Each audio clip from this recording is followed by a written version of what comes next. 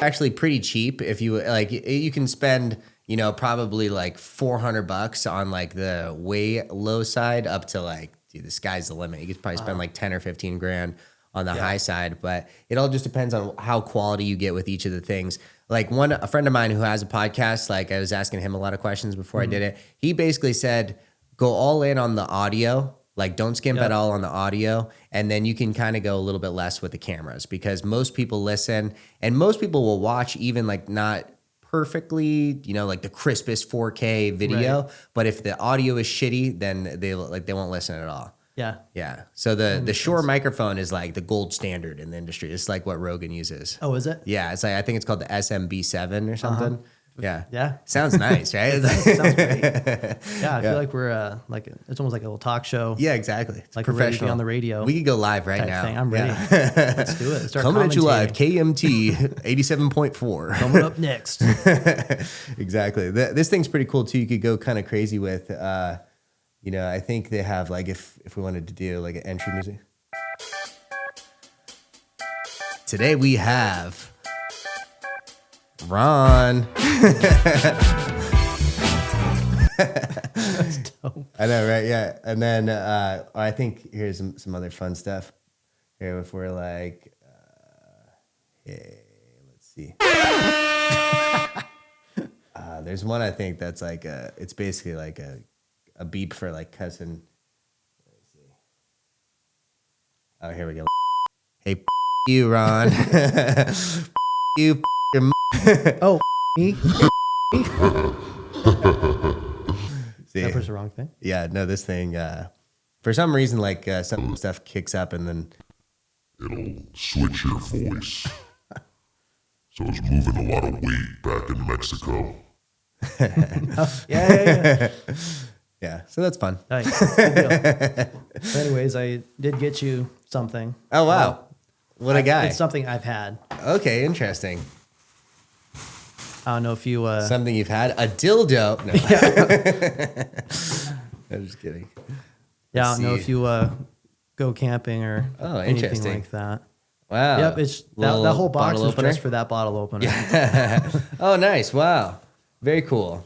Yeah, a couple little thermals. Yeah, little like wine thermals. Uh-huh. Very cool. Wow, thank you so much. Yeah. Hell yeah. Yeah, you got it. So branded and everything? Yeah. Beautiful. The thing about it, you'll see it's branded The Brokery, Ron Ellett. I switched to Retsy like almost a year ago. Okay. But you've got a stockpile of these. Yeah, that's my thing. That's where I fucked up. Dang.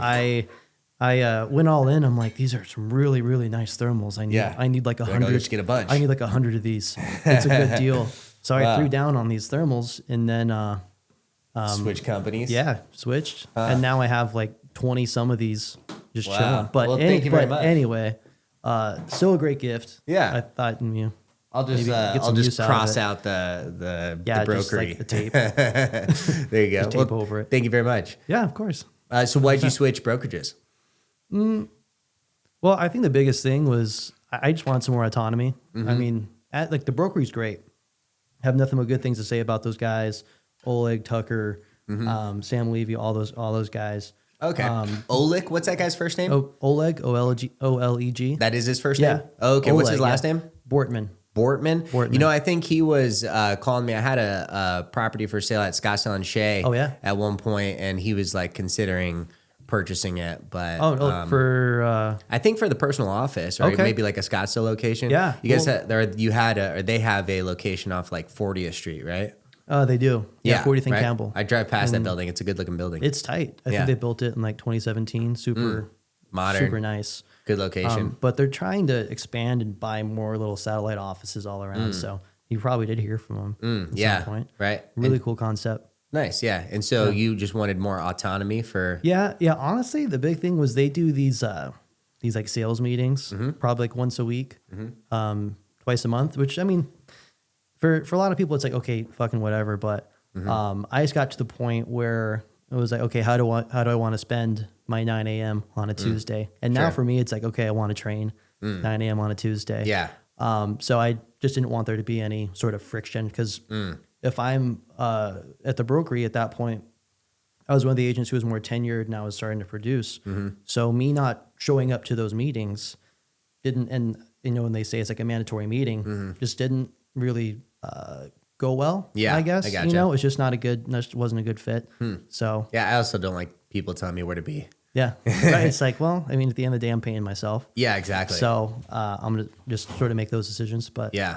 yeah, Retsy's been good. I actually asked them during the interview. I was like, "Are you guys gonna care if I don't show up for some of the meetings that you guys have?" And they're like, "No, we don't. We really don't care." I'm like, "Thank you, Oh, perfect, nice. awesome." There you go. But that's really it. I mean, can't say enough great things about the companies and the leadership and the guys there. It's awesome. Nice. I learned a ton.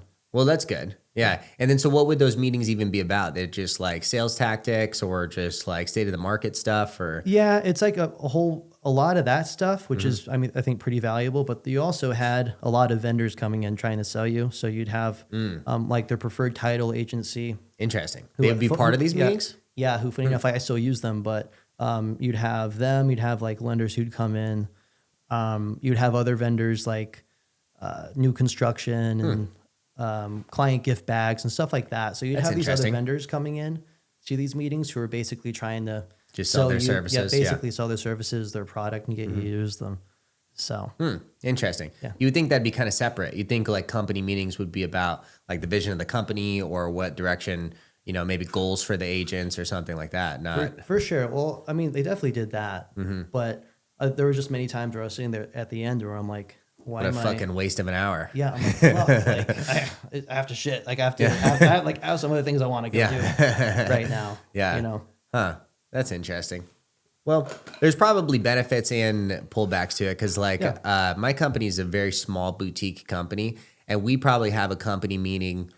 It's probably been well over a year since we've had one. And, like, when it does happen, it's like either me or one of the other people are like, hey, let's just fucking get together and talk. And then, like, half the people or quarters of the people don't show up. And so there's no, like, real top-down vision with the company at all. Right. So, which is good in some ways too. It's like, I mean, like in contrast to maybe like a big, I don't know, 100 person plus company or something, you kind of understand the workings of how a business operates a lot more than something that's at a bigger scale. Right. But how many people do you have? Is it your company or no, what? so I'm just an independent contractor at the company. Like I hang my license there. Oh, I see. Are you 1099? Yes. Mhm. Okay. Yeah. Got it. Okay.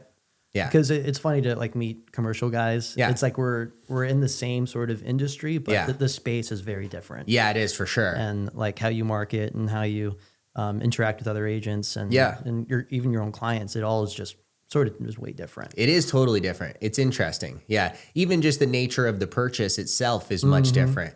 Obviously you're buying a house. It's like an emotional purchase. You're going to raise your kids here. This is going to be where I live for the next X amount of however long. Yep. That's, it's a different type of buy versus most of the people I work for are just looking to make money. And so it's maybe more of just a numbers thing. So are you working more on like the purchase and resale of commercial then? Because I met some guys who do like leases and that's their bread and butter. Yeah. I've done leases before, but it's not, most of them have been like, the very first one I did was like for a family member. And it was when I was very new in the business that I just knew they were looking and like I had the tools to do it and I could help them. The other ones have just been like friends, like I've helped jiu-jitsu gym owners open their space or like Greg at Control Physical Therapy, hell yeah. who's the fucking man. Oh, I helped you know him. what? I actually think am I wearing his shirt? Yeah. Oh, nice. Let's go. Show the camera here. Shout out Greg. to Control PT, an official sponsor of the podcast. Shout out, Greg. You've fixed both of my shoulders. Greg's the man. Yeah, he really awesome. is. But anyways. Control Physical Therapy. Yeah, I helped him out lease a space in his old space, but it's not my bread and butter. Like mostly I'll do sales, and it's representing both buyers and sellers. Okay. Good deal. Yeah. How did you gravitate more into sales than the leasing? So my company just doesn't do leasing. Like it's because of, so I originally started working for one of the owners of the company. Yep. And for my first about a year at the company, I was like working directly for him, not for the company. Okay. And like he paid me an hourly. I got $12 an hour. And then I would either get 10 or 20% of a commission if like I brought it, or depending on how I brought it. Like I'd either get 10 or 20%. So that was basically my first year. Almost made no money for it because I was also working a second job to it. So I wasn't getting a ton of hourly with him, and that was never the point either. And also I just was an Right. idiot at the time, so it was tough to make deals. How old were you then? 22 is when I started. Okay, I was 23 when I started. Oh wow, nice. Similar sort of thing first year for me. Yeah, there you go. I was an underling for like about a year and a half. Okay, Wasn't like making working for anything. someone. Yeah. Yeah, working under them, trying to build their business while Yeah. also trying to build my own. Yeah. And yeah, so I feel that. How did you first get into the business? Well, I sort of fell into it. When I was at Arizona State University, I was getting a degree in history. And I was like, a lot of people ask me, so you have a history degree, like you want to teach? And I was like, no, that's the one thing I know I don't want to do. And so It's like, what else do you do with that? it's like, it's getting to my senior year. It's like crunch time. It's like, what do I actually want to do? Yeah. So I tried my hand at archaeology. Didn't work out. It was just too boring for me. But it was cool experience. But I'm really close with my grandpa, and he tells me about his come up story, and it was always like real estate, flipping, buying and selling, doing all that. So I knew in some capacity I always wanted to do it. And then it's odd, I just sort of woke up one day when some of the other stuff didn't work out, and I was like, I'm just going to try it. Wow. And then my senior year, my final semester, while I was finishing that up, I went to real estate school, and then I hit the ground running. Oh, wow. Shaved my mustache, and I was like, all right, let's try it. Shave the mustache. Yeah, dude. It was crazy. It was crazy. That's funny. Yeah. That was like becoming an adult, shaving the mustache. It was. Like, No more college mustache kid. like 2 weeks earlier, smash cut to me at like Rula Bula with the mustache on, just like getting sick of graduation. And then I'm in a full suit and tie. I'm like, all right. Wow. I'm ready to sell houses. Nice. Let's try it. Wow. Yeah. And so you did the crash course, I did. I think it was for the real estate license? Yeah, I think it was like the month course, whatever they had, Yeah. or maybe even a little bit shorter than that. But I crunched it all in, and I just figured it out and did it. Nice. It took me like 5 or 6 tries to actually to pass the thing. it? Yeah. Oh, really? Yeah. Nice, yeah. It's sort of a pain Yeah. to do it. It is a pain. I'd hit like 75, 77 because you Yeah. have to get like 80 Yeah. or higher. That's funny. Right. So I'd hit that twice. That is Yeah. funny. Yeah. I think on mine, on the school test, I passed the first time actually, but the state test, it took me like 3 times to pass. But Oh, my Freddie, the state test? The state test passed, which I think people say it's opposite, like the state one's easier or something. Well, you have to pay to do that one. Yeah. Don't you? I forget. It's been a Yeah. while now since I did it, but I Yeah. remember the one I passed right away, the state one, it took me 3 times. But my friend Casey, do you remember Casey? He trained with us for a while. Casey, I'm not. Casey I Anchor. probably rolled. He was, you probably I'm not have. sure. Yeah. He started working with me for a little bit, and he got his real estate license. And I swear to God, I think I'm not exaggerating. It took him like 22 times to pass the thing. He ended up doing all the schooling and then retaking the schooling once just to like finally do it again. Wow. Yeah. What a guy. Yeah. So there's worse than 5 out there. There is. Yeah. There's definitely worse than 5. But anyway, Yeah. so you did that and then just been doing it since? Yeah, pretty much. And so how old are you now? I'm 30 now. Okay, nice. So you've been in the business about 8 years? Mm-hmm. So you started pre-COVID? About 7. Yeah. Yeah. I started in 2019. Okay, nice. 2019. And just as things were starting to like sort of come together, because I was hard at it for a year. Yeah. COVID happened. Yeah. I remember I had my first ever listing with my name on it and my own sign. Yeah. I'm like 24. I'm Yeah. fucking jacked to the tits because I had my first ever listing. Yeah. And then it's listing in March of 2020. And Oh, wow. if you live here during that time, you know that's when we had the lockdowns. So what was listed. what was the pivot then? Did they still want to sell or what? I mean, we still sold it. Yeah. But I remember them asking me like, okay, we're on lockdown. Like, what happens next? Yeah. And I'm like, I don't fucking guys, know. I don't know. I have no clue.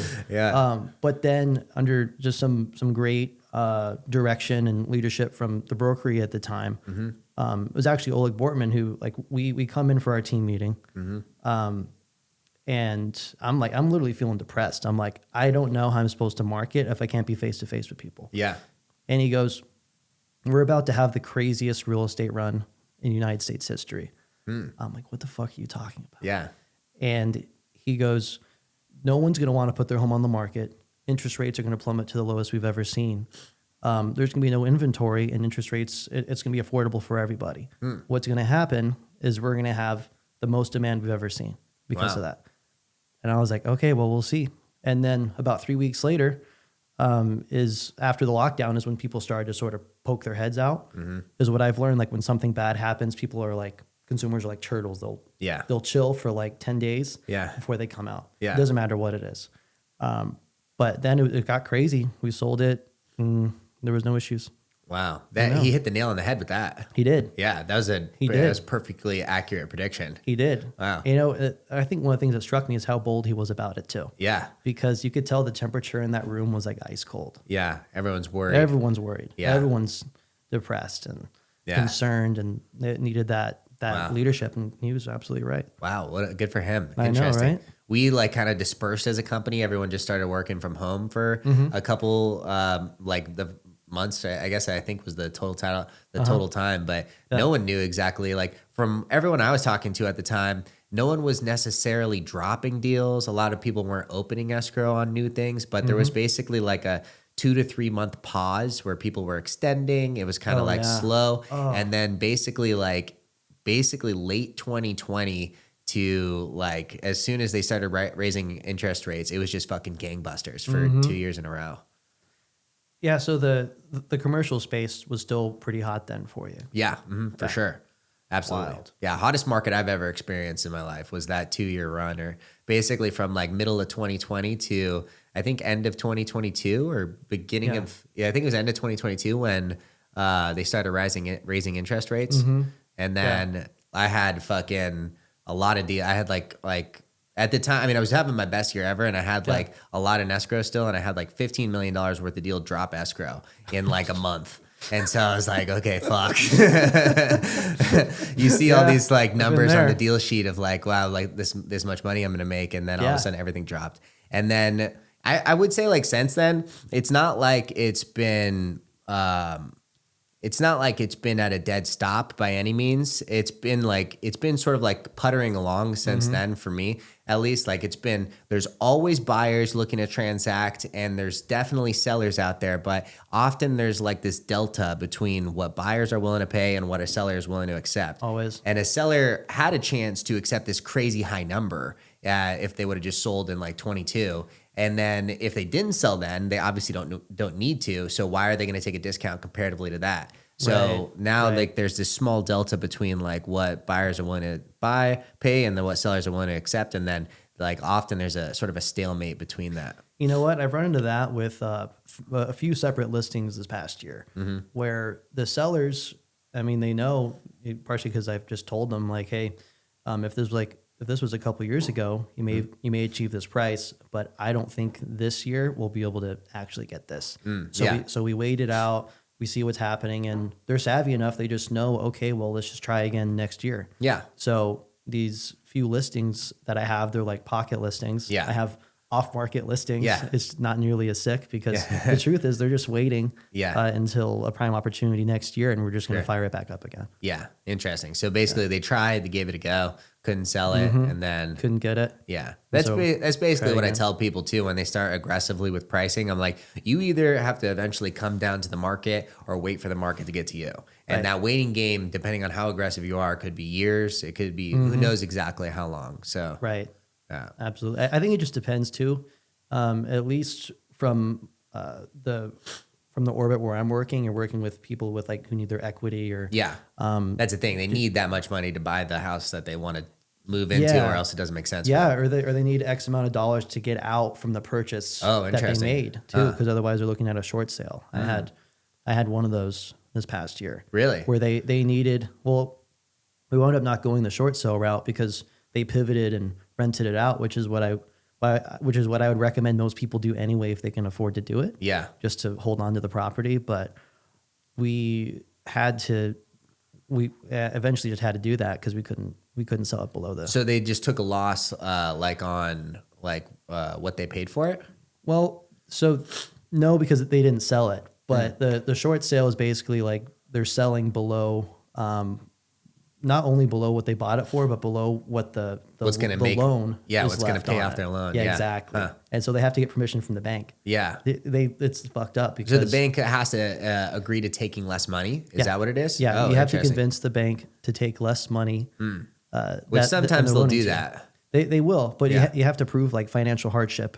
Or something. Oh, interesting. Yeah. They literally need to look at you and they're like, maybe you're working like the shittiest job and you hate your life. It's like, well, you're making enough money to make your payments. Yeah, we're not keep gonna it going, we're yeah. not gonna approve the short sale. Yeah. Huh. Interesting. Yeah. So you need to like lose your job. You need some stuff to really go sideways. Really? Because you have to convince the bank to take less money. Yeah, exactly. And not only that, and then they fuck you on your credit Yeah, of course. afterward. Wow. Of course. Interesting. So Yeah. do you know people that like are like bought at X amount and then the house is not worth that anymore? Yeah.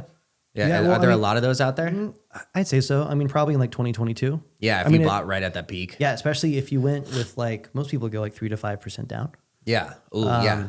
Was that the majority of people?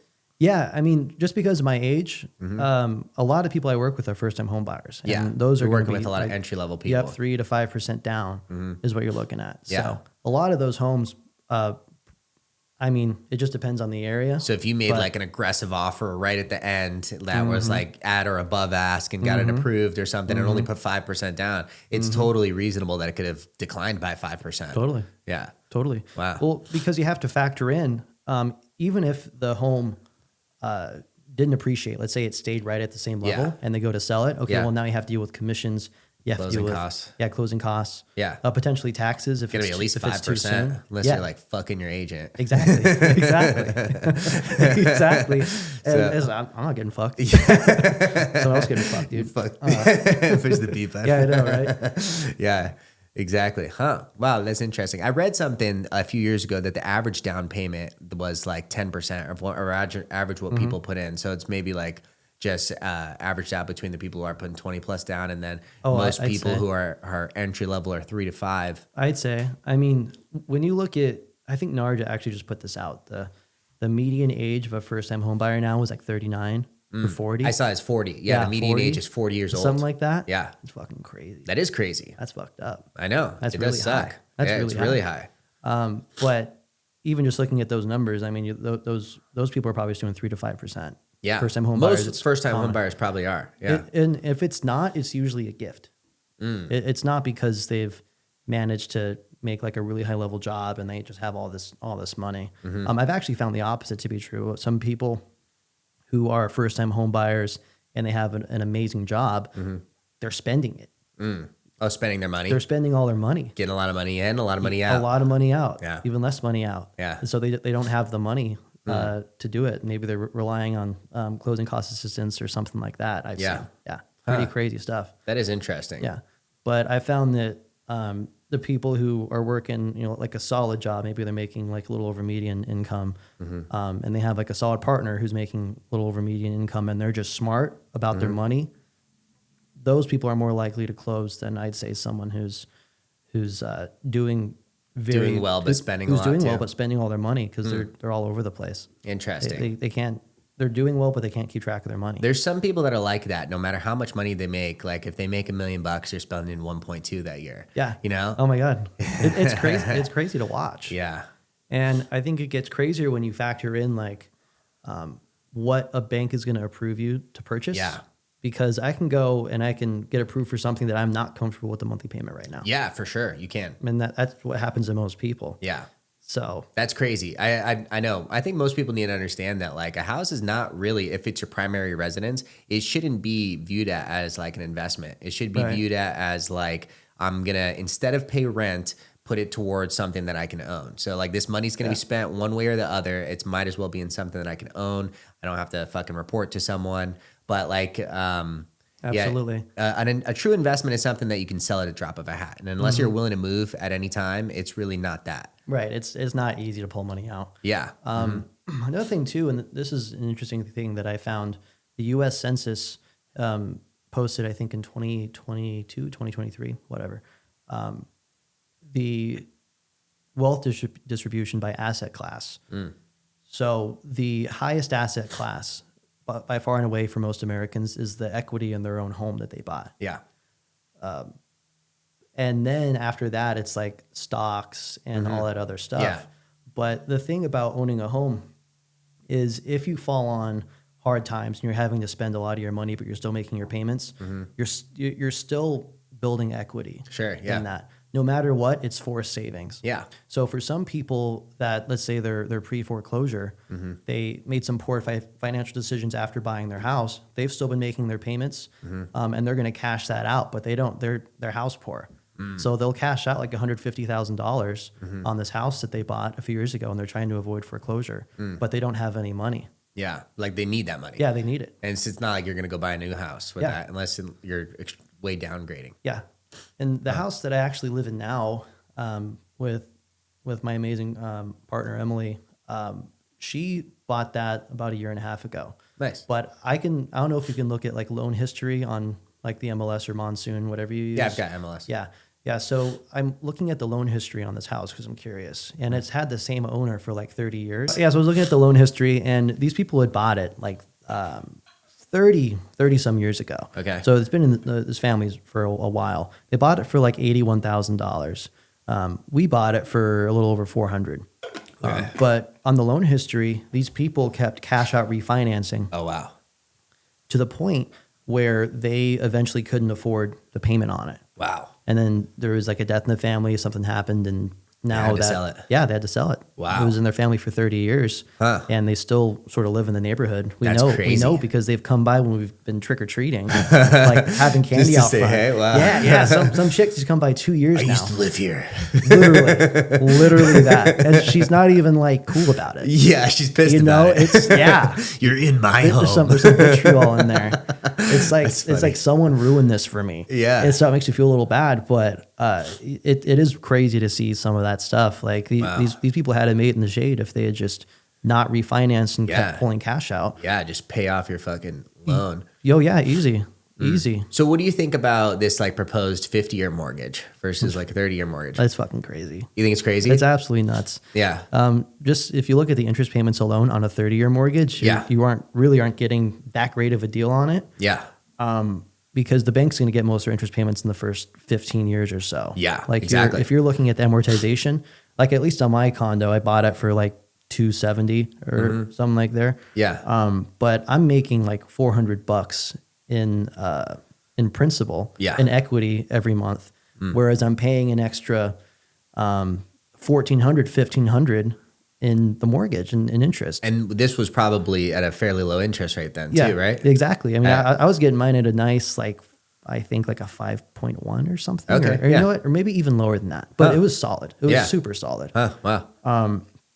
But anyway, all that they're doing, if they make it a 50-year mortgage, is you're going to pay way more in interest. Yeah, for sure. That's it. And to save what? They projected like a couple $100 a month on payment. Yeah, But the payment goes down. It depends on how big the loan is, but it can go down pretty significantly. But then you're getting fucked for another, I don't know, let's say it's a $500,000 house, you're paying another $200,000 in interest over the course of it. Or more. Probably much more, actually. Probably more. Yeah.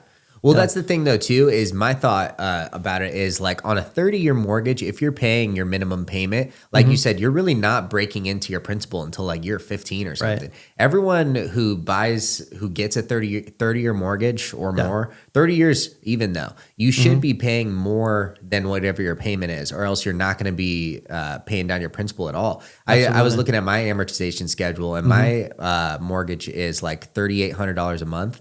For the first like 8 or 9 years, it goes between $400 and $600 a month out of that goes to principal. The rest is interest. Yeah. So like it would have taken, I think something like 10 or 12 years to pay off just like the first 30 grand, which in $4,000 a month payments. So it's these massive payments that are like barely going to the principal. So you should be, whatever your payment should be. And that's another reason why if like, say, like you said, if you get it approved, but, my point is on a 30-year mortgage, if you're only paying your minimum payment, you're going to be paying an incredible amount of interest anyways. Like I think like if my mortgage was originally like a little over $500,000, if I paid the minimum payment at year 30, you've paid like $1.5 million or something on that original 500 borrowed. Nuts. So it's insane. And you should always, even if it's like $100 an extra a month or something, you should be knocking towards principal because it pays massive dividends like down the road. Yeah, literally 2.5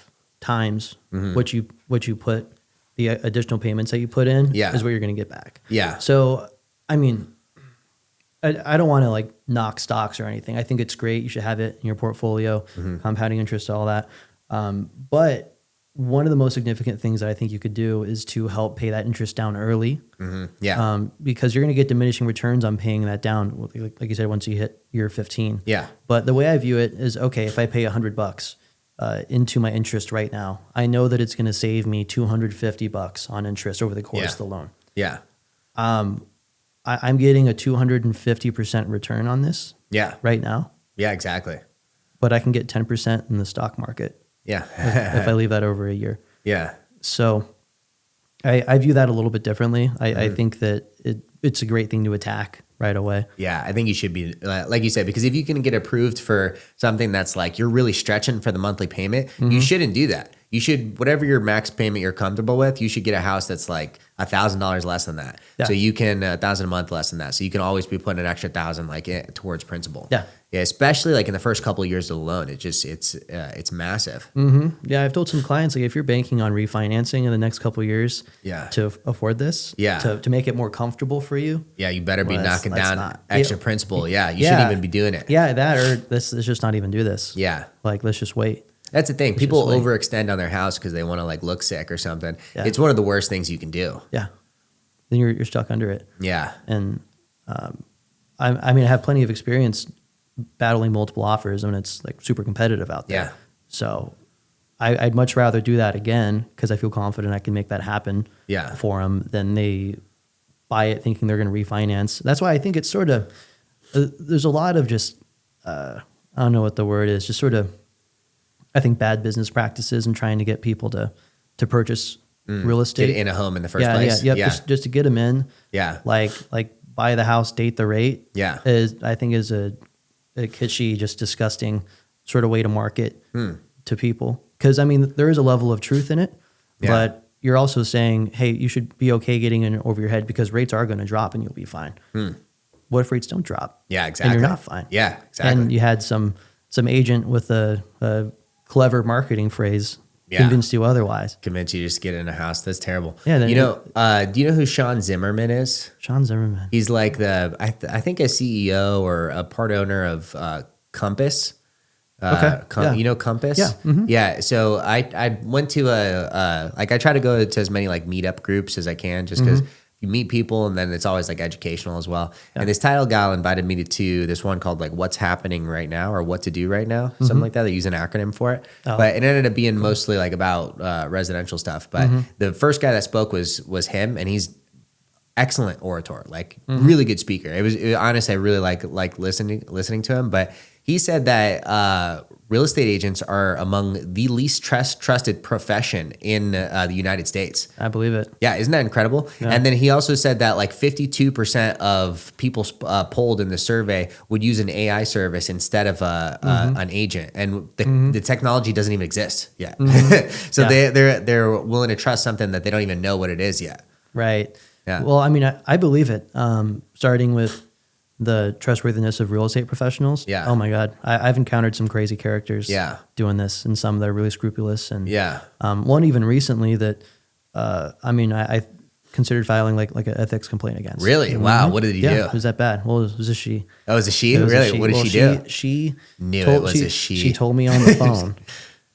And that's the reason I didn't file the complaint, is because I didn't have anything in writing from her, but she told me on the phone that if I couldn't get her, or if my sellers didn't give her 3% in commission, she was going to steer her clients and take them somewhere else. Really? Yeah. Wow. That's crazy. We offered her 2.5. Really? Wow. Offered her 2.5, which is reasonable. Yeah.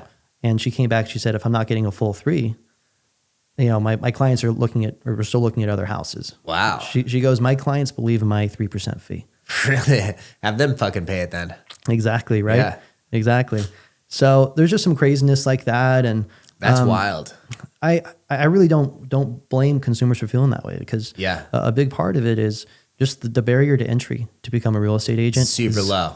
Nothing. So any fucking jackalope, could get in and start doing it. They, within a month, right? Yeah, right. Exactly. If they do 2 their crash weeks. course. I did the 2 week thing. It was 2 weeks. 9 days. It was Monday through Friday, Monday through Thursday. You could have your real estate license. And then because of Article, I think 14 or whatever, the AZ Constitution allows real estate agents to write up these legal documents. Oh yeah, we don't need lawyers here. In Illinois, New York, you do. Yeah. But here we don't. Yeah. You do it 2 weeks. You're writing up these real estate contracts. Yeah. One unchecked box, one thing done wrong, changes everything about that contract. It is crazy. I've had it's legally binding. Yeah, it's nuts. I had like one time it was and no offense, because there's like crossover. Like I feel like sometimes a lot of residential agents will like look at like land or something like this and think that like, oh, there's not a home on it. This must be easier, you know, and then they'll just grossly misrepresent their client. Like if it's something above your head, you should refer it to someone. Like exactly what I would do. I agree. Yeah. If someone like wanted to buy a house, I would refer it to like you or someone that I know. You know, I'm not going to just represent someone when it's not what I do every day. For sure. And this gal, like we had negotiated a seller carryback. So basically the seller's acting as a bank. Carrying the loan. Yeah, it's very common in land. It happens quite a lot. But she offered, like we had verbally agreed, or maybe even via email, on like a 7% interest rate. And she sent us over a contract at 9%.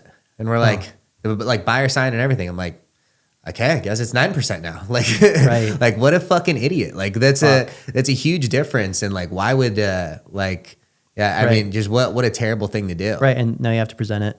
Right. Yeah. Yeah. I mean, he signed it. They went under contract. They closed the loan at 9% interest. Wow. Yeah. Great. So it sort of break that down for me.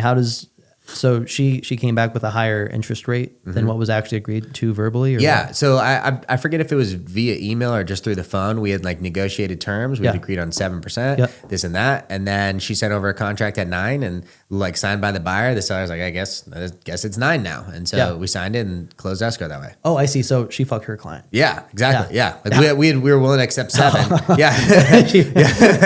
Yeah, we're willing to accept 7%. I don't know if she just didn't pass it on or forgot or like. Yeah. So what do you do in that instance? So you're like, you're probably just like, okay, seller, sign this. Yeah. Well, I'm just point, like, this is kind of crazy. He's like, fuck it. I guess this is what they're offering us. Like, so did she come back and was like, oh no, nothing like that. 7, nothing happened. Just closed like that. Yeah. Wow. That's Isn't that insane. nuts? So her client probably didn't even know. Probably didn't know. She probably, maybe it's one of those situations we had the conversation. She's like in the car or something. She like calls her client 5 hours later, didn't remember the exact details, and then did it that way. Yeah. Damn. Yeah. It's crazy. Yeah. You hate to see that. Yeah, you do hate to see that. You really hate to see it. Yeah. Do you guys have Binzers? So like for a lot of land that I'll sell, like on the west side, if it's like in Tonopah, which I do a fair amount of, or in like Whitman or something like that, I'll use the like standard land contract, which is like that AR MLS prepared form, like the standard boilerplate form. And it says Binzer in there, but it's actually a suggested document. So if I'm representing a buyer, I don't do it. If someone else is representing the buyer, sometimes they send it, sometimes they don't. Right. What sort of things are they asking for when you see a Binzer and it's vacant land? Yeah. Typically there's not much corrections. I don't think, I'm trying to think of a time if someone sent me one and asked for corrections or like some sort of change. Yeah. I think more often than not, it's like them just saying they're accepting the property. Okay. Yeah. Yeah. I mean, the biggest thing for me is like, if you go take it past due diligence, then, you're right. in. And that's it. Yeah. Yeah. It's like, I'm not going to rremind you to send your Binzer in. Yeah. Exactly. You know, I've had that happen too. It's like day 10. Yeah. They haven't sent their Binzer in. I'm like, yeah. What are you doing? I sort of hope you don't. Yeah. Actually, yeah, we're done. I'm not going to call you and see. You're not refundable. You know, that's fine. Yeah, exactly. It's okay with me. So, what are your ultimate goals in real estate? Where do you see yourself in like 10 years? Well, I think for me, I just want to keep building my business to as much as I can manage. I know that there's agents who eventually like they'll hire a team or they'll get like an assistant and they'll start to build it out. Like I don't want like the Ellett team or I don't want like an Ellett brokerage or anything like that, even though I have my broker's license and I could probably do it. I've tried to manage some agents before in the past. It's just not something I'm interested in doing because I know that if I were to put that time into literally anything else, I'd just enjoy my life more. Yeah, there you go. Like whether it's just putting it back in my business and my clients or training jiu-jitsu, hanging out with like my family, my friends, working on my freaking yard, my grass. Yeah. Love that. That's new. Anything more than just dealing with people. Yeah. And just the extra stuff and the extra liability and managing all that. So I think ultimately I just want to see how big I can get it. Yeah. And just sort of see what happens there. Because I know that with the volume that I have now, There was one agent that I know around our age, and he did 55 deals in 1 year. And it was just him, 55 real estate deals. Nice. Which is just, that's a crazy amount. That's a crazy figure to do for one Mm-hmm. person. That's like 5-6 escrows a month. Yeah. I can handle that sort of volume, but like I'm good. I don't need anything more than that. Yeah. That's enough. And like he did very well for himself, but him and I discussed it, and he's like, I don't want to do that ever again. He's like, I felt like shit. Yeah. And I mean, I saw him like, you know, going in and out the door, and our RTC was very on the nose at the time. And she's like, dude, you look terrible. Yeah. And he's like, I don't feel good. It's better to do less total transactions and higher transaction volume. Oh, You yeah. know? Well, Like just bigger purchase prices and less total deals. well, that's the trick, right? Yeah. Sign me up. But Yeah. I'm pretty happy with where I'm at now. I mean, working with first time home buyers, like friends of friends, just sort of whatever Yeah. comes in, wherever my business takes me.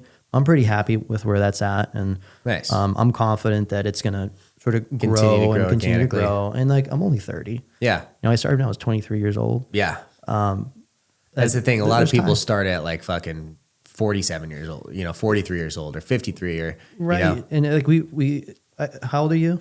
32. Yeah, and I don't think like it's just a completely different ballgame for them, because if Yeah. you're 47 years old, okay, maybe you've had a couple of amazing careers before then. You're doing financially well. You have friends who are doing financially well, and then their purchase price is just going to be higher no matter what. So I've seen some people get into the business that are in their 40s or 50s, and they start ripping off like these $2 million deals, and I'm like, Yeah. you What know, the fuck? I'm fucking pissed off because I've been working my ass off, and I'm happy to be doing the business that I am. But I look at them and it's like, oh, well, that's not fair. Yeah. Right. Yeah. But that's also the point of the business. It's not Part of fair. it, I think, too, is that like, especially, I don't know if you experienced the same, but especially in my early career, I felt like I was just like, I looked and sounded so young that it was like a barrier to overcome just right there. Because Totally. most of my competition is like on the young side is in their 40s and up. Like probably the median age of like my competitor is like 55 years old or 60 years old or something. So Totally. I mean, that's why I grew the beard a while ago. Right? Yeah, that's exactly. The only reason why I had it. That is the only reason why I had it. I prefer just not to look having a little it. older, And now I don't wear one. I don't fuck with it anymore. That's funny. I've had a beard like most of my life. I actually just shaved it on Halloween for like I was Walter White. I had like a goatee, shaved my head too. Yeah, I can see it. That could work. Some Breaking Bad. Yeah, exactly. Yeah, that could work. Yeah. But yeah, ultimately, I'm pretty happy with where I'm at, and Nice. I think the trajectory of it. I'm just like, I actually ran the numbers once because you could see on the MLS where you stack up. I just wanted to see where I was at. Okay. And I inferred just based on their production, like people who were doing like 1.5 million and under, that's like 2/3 of agents. You're talking about like the house price is 1.5 or under? In terms of their total volume over the course of 1 year. Oh, okay. Like they've sold a total amount of 1.5 million altogether. So that could be like three $500,000 houses. Yeah, exactly. Yeah. But that only comes out to like 30, what was that, like $45,000 Yeah, if or that's something like that? 3%, yeah. And then if it's 3%. Yeah. And after you're split to your brokerage, after taxes, after It's upkeep. nothing. But Can't live on that. maybe you're making 36. Yeah. 30, yeah. So only 1/3 of agents are making around that or up. So you said 2/3 of agents Yeah. are doing 1.5 million a year or less. Or less. Wow. So yeah, I mean, well, only a third of agents are actually making enough money To live. to live on. Wow. And that is not, And even if you're like at 2 million, it's not that much. no, You know? 2 million is not, that's Wow, not much interesting. at all. Again, yeah, if you're at 3%, that's 60 grand after splits and Yeah. taxes and everything, that's nothing. Yeah. I mean, like as a single on paper guy, Yeah. with like no kids, Yeah. I mean, I can float on a lot less. Yeah. But if I had some kids in the mix and Yeah. some other stuff going on, there's no way that I could do 2 million. I'd have to switch careers. I'd have to figure something else out. What an interesting statistic. It just shows that like most people out there are either part-time or you know, whatever it is, like just starting or whatever it is. Right. Huh. Right. So like the adage about, what was it? 10% of agents doing 90% of the business. That's I think totally it's true. Totally true. Yeah. Totally true. Yeah. I was sort of skeptical. I'm like, no way. Yeah, no, it absolutely So I looked is. at the numbers Yeah. and it's true. It's totally true. Yeah, it's absolutely true. Yeah. So I'm just happy to be in that upper statistic. To me, Yeah. that is a level of success in the business if you can actually like subsist by yourself on it. Yeah. Nice. Yeah. So There you go. yeah, that's just a crazy metric to look at. Yeah. Because when you see agents like marketing or doing all that, they're usually, if you've seen like South Park, how they poke fun at them, doing this, and they're sort of like grimy, and, you know, just sharks and all that. Yeah. Driving nice cars, nice listing videos, all that sort of stuff. That I think there's like an air of glamour that a lot of agents like to project. Yeah. That few actually can. Yeah. Really right. can. Sometimes I like, it's like a little mental masterbation and like just look at some of the highest priced homes in Arizona, and it's fucking sick looking at some of these sick estates. But have you heard of Joan Livingston? Yeah, she's the fucking I've little met beast. Joan. Have you met her? I've really? met her once. Yeah. Nice. How'd you meet her? It was an open house. Oh, really? Yeah, it was an open house. I was hosting. I did open house all the time my first year. I've done hundreds. Yeah. And I was doing this one north. It was right around the Biltmore area. This home was listed at the time like 1.5, 1.6 or something like that. It was a pretty nice house. But I met Joan. Wow. Yeah, she's a little beast. I see her on everything. I call her little because she looks like she's about 5 foot she's tall. Tiny. Tiny. She's small. And it's so funny because I got a call from my broker letting me know that Joan was coming into the open house. And not to ask who her, like not to ask who her client is. Yeah. So I'm like, oh shit, Joan Livingston, like interesting, top agent. Yeah. And little Joan walks in. Yeah. With this tall black guy. Yeah. Who I assume was like an athlete or something. I don't know. But racist. Yeah. Guilty. That's why he's like, hey, don't ask what he does. Right? I know. He's like, I'm in tech, motherfucker. Yeah. Don't ask him if he plays basketball. You fucking idiot.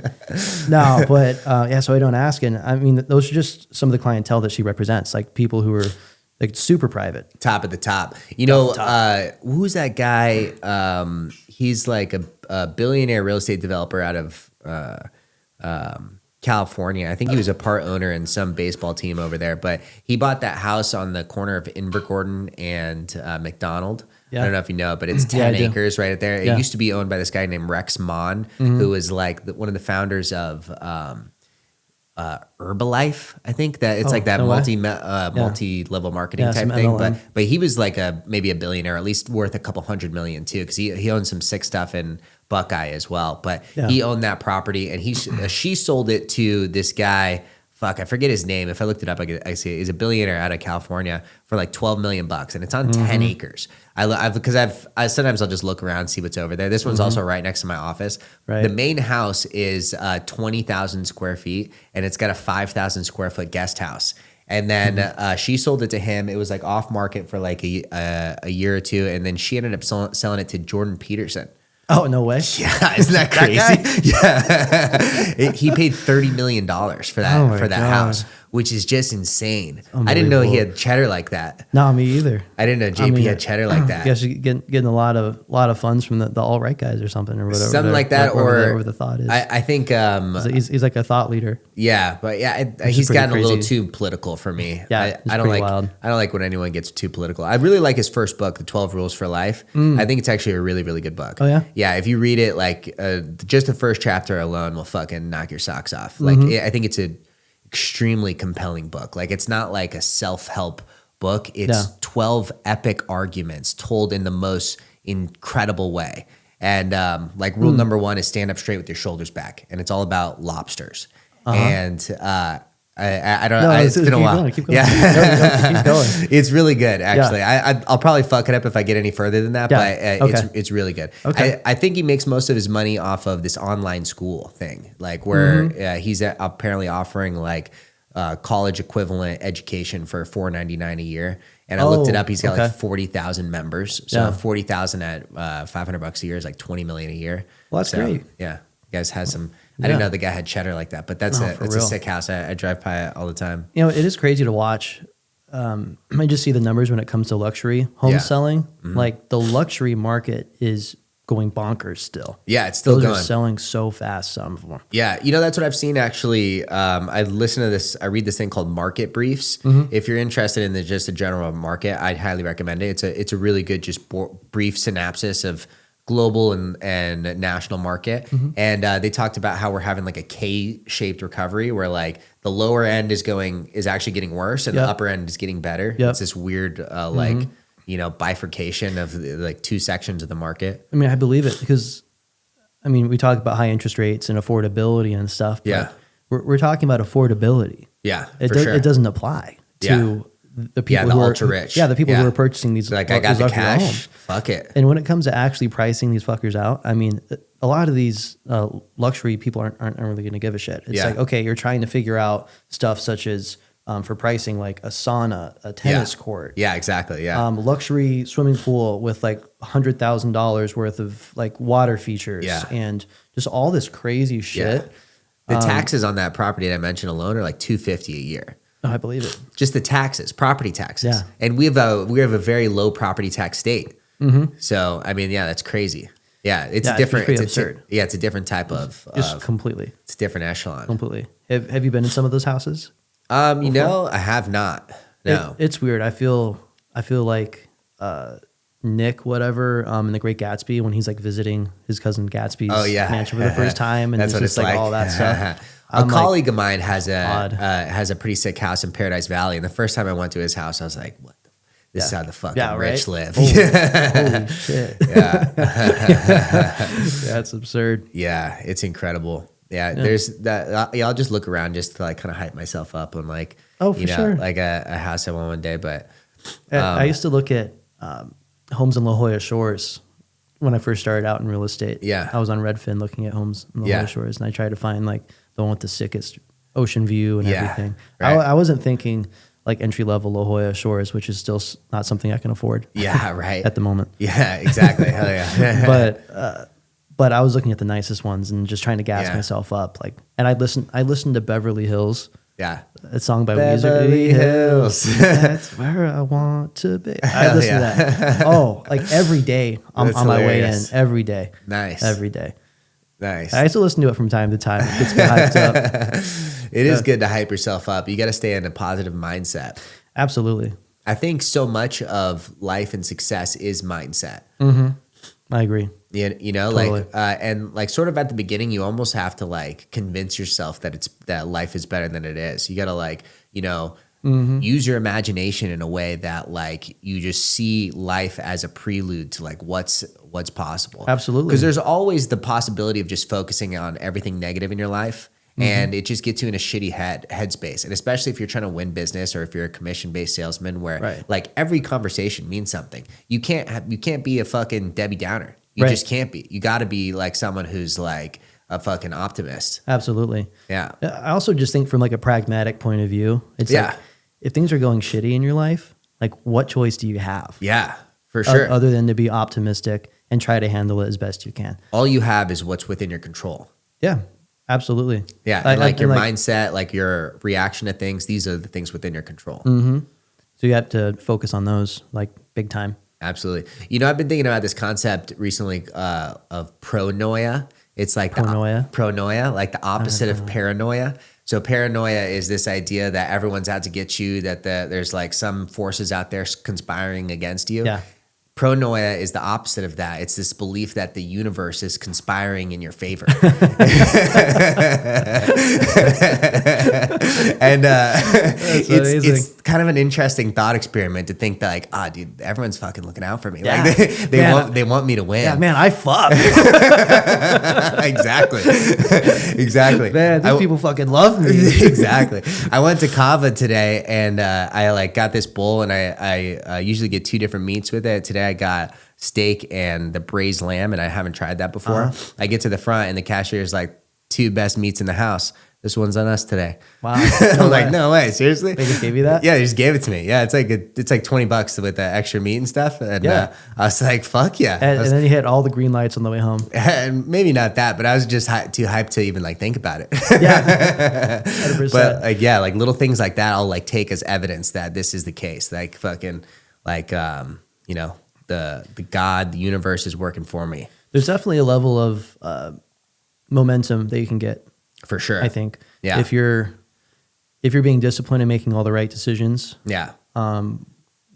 Reaching a level of I don't know, peace or success or whatever you want to call it, it's just a culmination of doing the right stuff over and over and over and over again. Sure. I think. Yeah. I would argue that someone is like, let's take, for example, let's just sort of bear with me, like Muhammad Ali, one of the greatest boxers of all time. Yeah. I would argue that he was successful way before he took down Sonny Liston.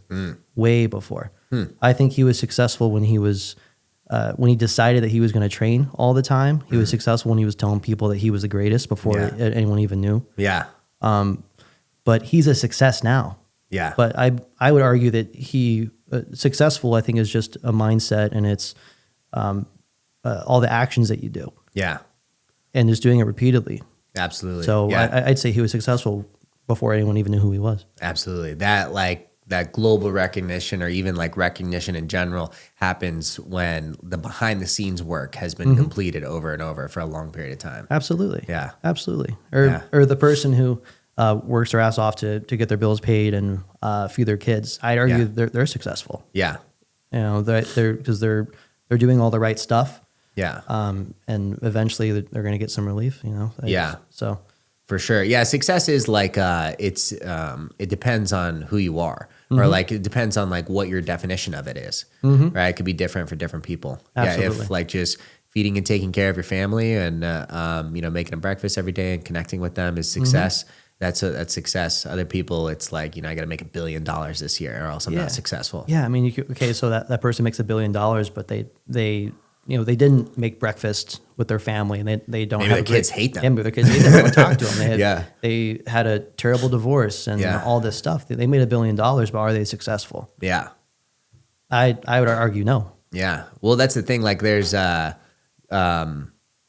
I forget the guy's name, but there was this guy who killed himself like maybe 2 years ago now. He was formerly a billionaire, I think like a tech billionaire, and then something fucking happened and the company collapsed, and he went from being worth billions of dollars to like his net worth is probably still in the tens of millions, but like the vast difference of him was so incredible, and probably all these like luxury estates and all these things that he had where he couldn't afford, he would have had to sell them and stuff. Wow. He wrote this like just pussy ass letter to his family saying that I did this so you guys could have the life insurance or something like that.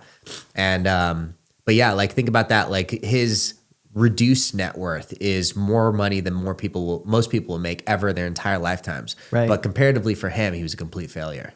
His ego just couldn't handle having to live that much. More of a maybe upper middle class life. Yeah, right. Worst case scenario. Yeah, tens of millions is probably like still fucking upper class. Yeah, like welcome to the fucking club, dude. Chill out.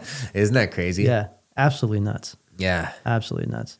It's nuts. So I want to ask you about jiu-jitsu. Sure. Yeah. Actually, switch over. I know you recently just got your black belt. Yes, sir. And everything. Congratulations. Thank you. That's Appreciate awesome. it. Yeah. How long have you been training now? I think February will be 10 years. 10 years. That's great. Yeah. It's funny because I was actually telling Emily, my girlfriend, about this podcast. I was like, you know what? I trained with him for like 2 years. Yeah. And I think I've spent more time under him than talking to him. Yeah. It's probably true. It's true. This is by far the longest conversation we've had. Yeah. Definitely true.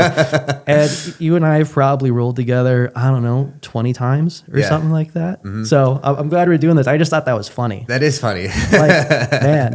That is hilarious. Yeah. Wow. Yeah. How funny. That's one of the interesting things about a podcast in general is that like, under what other, it's just because obviously like it's just low level right now and it doesn't really mean that much, but in what other situation could I just be like, hey Ron, we haven't spoken in like, a year or so. Yeah. Like, you want to just come over to my house and talk to me? You're like, about what? I'm like, just anything, whatever comes up. Just whatever. I just want to reconnect, bro. Yeah. Isn't that interesting? Yeah, like it would happen in almost no situations. There's maybe like out of the 50 episodes I do, like maybe like 3 or 4 of those people, like I'll just hang out with regularly. But because of this, I can like talk to really interesting people and we can have really interesting conversations. And it's super cool. I think it's great. I think another thing is that, I just sort of have an idea of who you are already. Yeah.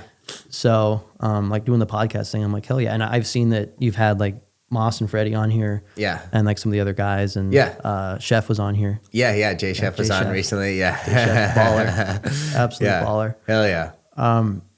So I've been training now close to 3 years or so. I don't really know like where I rank. I know that I have like a lot more to learn. I don't really care about belts much at this point. But what would you say to someone who's like me, who's a few years in, and they're trying to sharpen their skill set and maybe try to earn their purple? What did you do, or is there anything you do differently? Well, so like I could give you like the general answer and then maybe like some like specific tactics too. Whichever. So I would say in general, it almost kind of relates to like what you said about Muhammad Ali, like the success, if like however you want to put that, winning like a tournament that you've trained hard for, or like getting to X belt or something, is because of all the work that you put in leading up to that. It's not like that actual one moment. So in general, it's just keep showing up every day. You know, that's the biggest thing. And then like a specific tactical advice, I would say like one thing that really helped me, especially in my early career, was focusing on like one or two things that I wanted to complete every single role. Like when I very first started, I'm like, I didn't know almost anything, but I knew getting to the back is really good. So every single role, my goal is to get to the back, you know? And then most of my career has been comprised of like these 6 month to like year-long periods where I'm trying to get better at like 2 or 3 things. So like I've went through like, you know, triangle chokes. I've went through like leg locks. And then like, that's always actually, that was like sort of guard development. I wanted to just get my guard better, and it kind of transformed into just getting good at leg locks. And I've like really enjoyed that. So that's always become part of my thing. But like right now it's judo and wrestling. I'm trying to up my judo and wrestling and make that sicker. I've been like going over, trying to do a lot of foot sweeps lately. Yeah, you know what? Me too. Yeah. Dude, me too. The foot sweep is one of the most, I love it. It's one of the most satisfying things you could do in the world. I love it. I feel silly looking back on it because I really just focused on my wrestling. I think I have more of like a proclivity. Like when Issa taught us the double leg at Takedown Tuesday, I was like, all these lights went off. It was the first thing in jiu-jitsu that I was super excited to try to use on people. Oh, nice. Yeah, the double leg. I love that. Nice. Absolutely loved it. I'm a terrorist. But now it's like with like a double leg, there's such a risk there. Like you have to execute it right, or else you're gonna get sprawled on. Yeah. Even if you do execute it right, you have to maintain control when they get down to the ground. Yeah. So then there's just a lot of energy. You have to pick them up and get them down. Yeah. But when I was taught like some body locks a few months ago, I was in San Diego and I was with Chris Lieben out there. Nice. And his morning classes were great because it was just me, him, a couple other guys. But the body locks things were amazing. Nice. And then a little bit of judo, like an uchi, just to get to a body lock has been like my go-to. Oh, wow. I absolutely love it. Nice. Yeah. I don't even try to like execute the uchi. I'm just happy.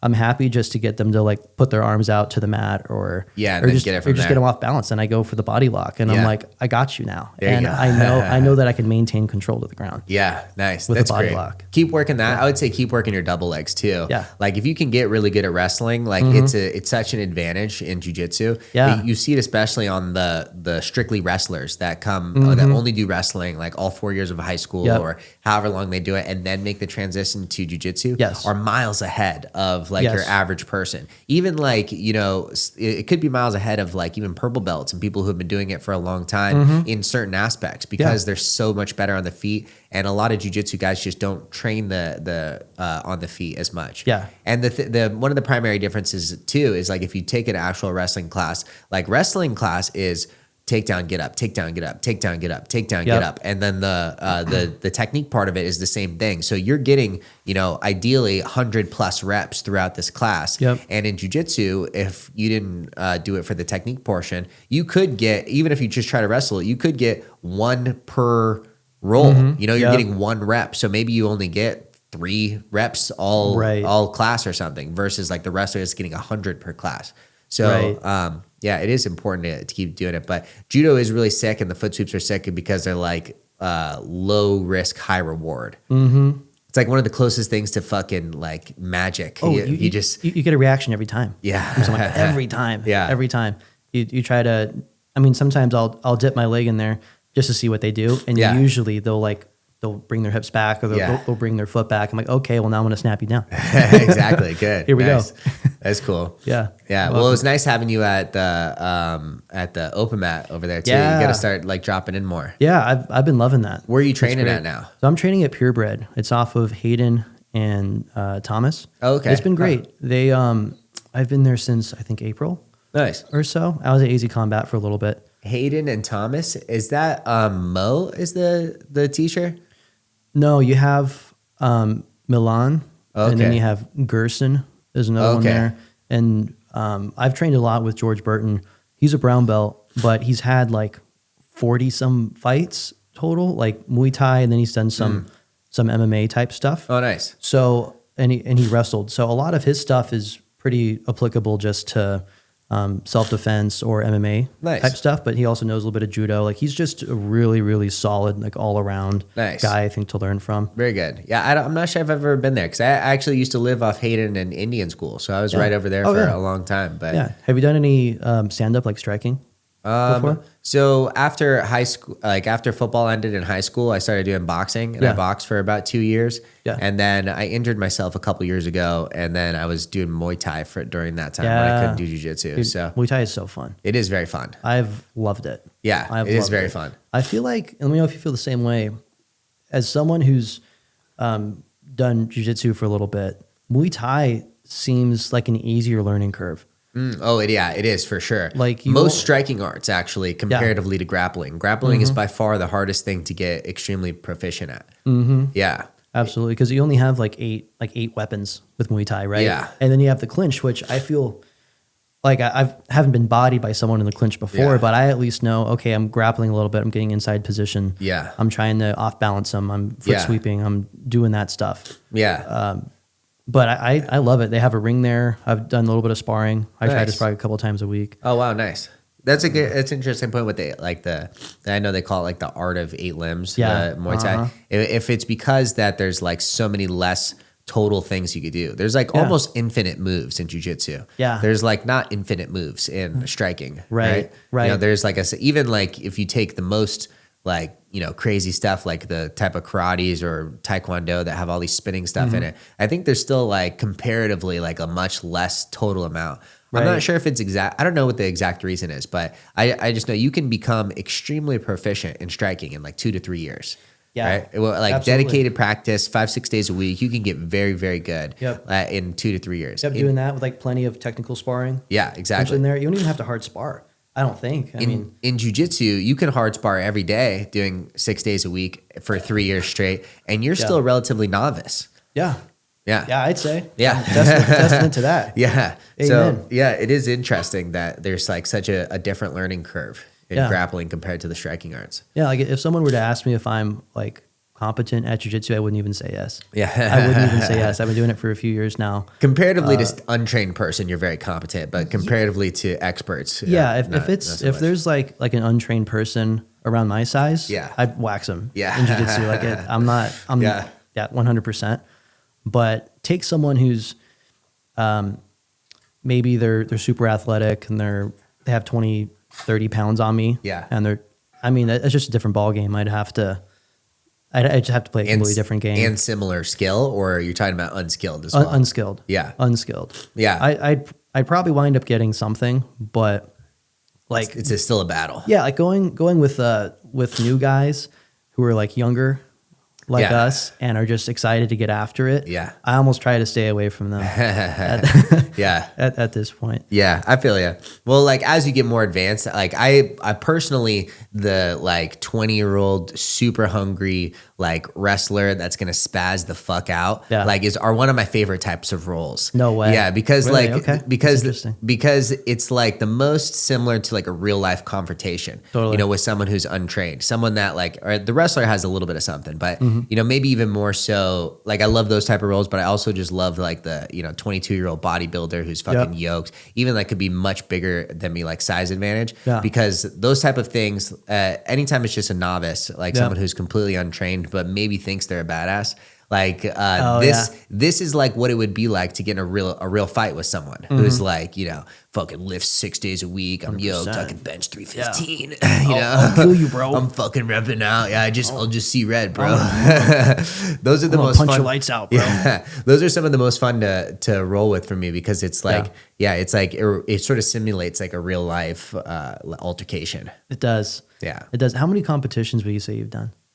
Total across my career, probably somewhere over 100. 100? Maybe like 100 to 150, I would guess. So probably like a few hundred matches. Yeah, or so for sure. Yeah, total. probably more. More in there. Mm-hmm. Yeah. It's fucking great. Yeah, it's Love a lot. that. Yeah. So how did your first few competitions go? You know, my very first competition I won, actually. Yeah. And my first one, I was like training for like 6 months or so. I went to this place. I saw like a flyer on the wall. I went to this place in Tucson that was hosting it out of their gym. And my very first match, I didn't even understand points or anything yet. Yeah. And I realized after I was like down, like I think 12-0 on the points, but I ended up triangling him at the very end. Yeah. I won that one, and then I won the second one via points, and the third one I think I submitted as well. Wow. And so that was my very first one. So I was fucking hyped on life after that. I was like, this is the sickest thing in the world. I'm a fucking beast. I'm a monster. And then I think my second tournament, like I lost first round. And then I told this guy I trained with, I'm like, I'm not going to compete again until like a year from now when I'm like more trained, I'm better and stuff. He's like, dude, don't do that. Just get back after it. Yeah. And then, yeah, just been fucking. You know what? I've done one competition. I had 4 matches. Yeah. 3 of them were competitive, but I wound up losing all 4. I only got waxed in one of them. Yeah. But to be completely honest, I mean, I don't want to blame my coaches, but I literally didn't have a coach In the corner. in the corner. Yeah. I had a coach for one of the 4. So I think that would have helped definitely. But it really does reveal things that you need to work on. It reveals it. It's pretty glaring. It's pretty great. I think I overall enjoyed it. It's nerve wracking. It's like, and there's so much lead up to it. And then you'll think like, I've got a fucking job. I've got things that are important in my life. Yeah. Why am I subjecting myself to this? Yeah.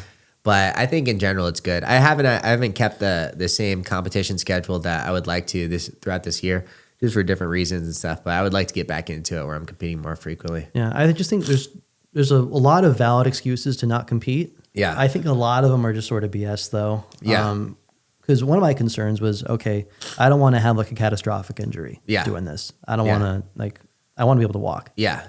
And there was, jiu-jitsu seems to attract a lot of severely autistic people. And this guy had put together a longitudinal data study. It was like 3,000 across 3,000 matches. How many of those matches wound up with a serious injury? And it was like the percentage was less than getting in a car accident. Oh, wow. Huh. Interesting. So the odds really aren't that bad. And I've noticed just anecdotally, whenever I see a catastrophic injury during a competition, it's usually because someone isn't tapping. Yeah, exactly. It's their own fault. Exactly. They It's literally completely preventable. They legit did. I think probably a majority of the time when there's a catastrophic injury, it could be avoided. Yeah, for sure. Like you'll have shit happen where maybe you fall wrong or you post out, which is still sort of your fault. Those things happen for sure.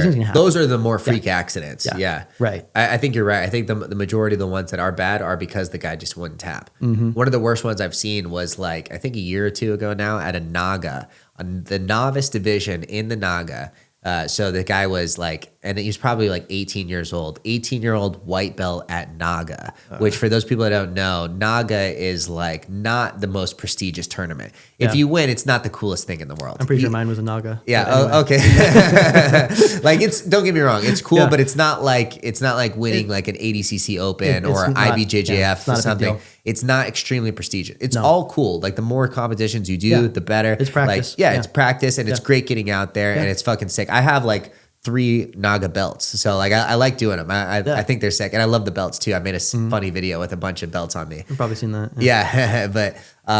But so this guy's a white belt at this tournament and he just refused to tap to a Kimura. And the guy was like, he probably had him dead to rights for like 30 to 40 seconds. He was trying to break it and it was behind his back. It got to the point where his coach, the guy who was getting submitted, is screaming tap, telling him to tap, saying tap, tap, tap. Never did it. Fucking eventually spiral fracture right below the shoulder. Just fucking. You just watch his arm just sort of flop over. It was so disgusting. Yeah. And it's like, do you think you're cooler for not tapping? If you would have tapped, it would have been over. You're like, okay, you got your L. That's fine. Like life moves on. Instead, he had to lay there for like 30 minutes while paramedics came and put him on a stretcher and like do all these things. Like it's infinitely worse not tapping. And now he's probably going to have a cast for like 6 to 8 months at least. Yeah, he's probably out of training for a year. He's already very new. Who knows if he ever trains again? Yeah. You know, his arm is probably never going to be as good as it was before. Yeah. I think that's a big thing for me when just with how I'm training now is I've had some injuries. Shout out Greg, thank you. Greg's the man. Greg's the man. Control PT. Yeah. You sent him like a Christmas card or something, and I saw it in his office. I was like, "What the fuck? I didn't get one from Ron. What the hell?" You know what? He may have mentioned that you wanted some popcorn. And, was it? Oh yeah, it was popcorn. Yeah, it was popcorn. And you know what? I'm actually gonna go taste test some popcorn tomorrow for this holiday season. I'll make sure you get some. You're the man. You don't have to do that. I got you. No, you already gave me a gift here. No, I'm already doing it. It's happening. You're getting it. Hell yeah. But anyway, the injuries are what and that takes me out of training is way worse than just having like a bad spell in the gym. Yeah. Like I tore my labrum. Wow.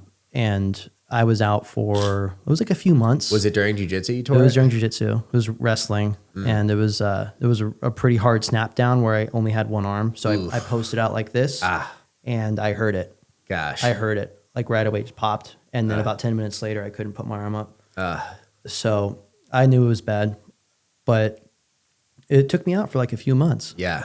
And my training volume was crazy. I mean, that was sort of a freak accident too, but I just want to do a volume that I can do consistently and not get injured because just for me, like mentally and with my, just having a good routine and stuff, it's way more important to me than getting any sort of injury. Sure. Yeah, exactly. Right.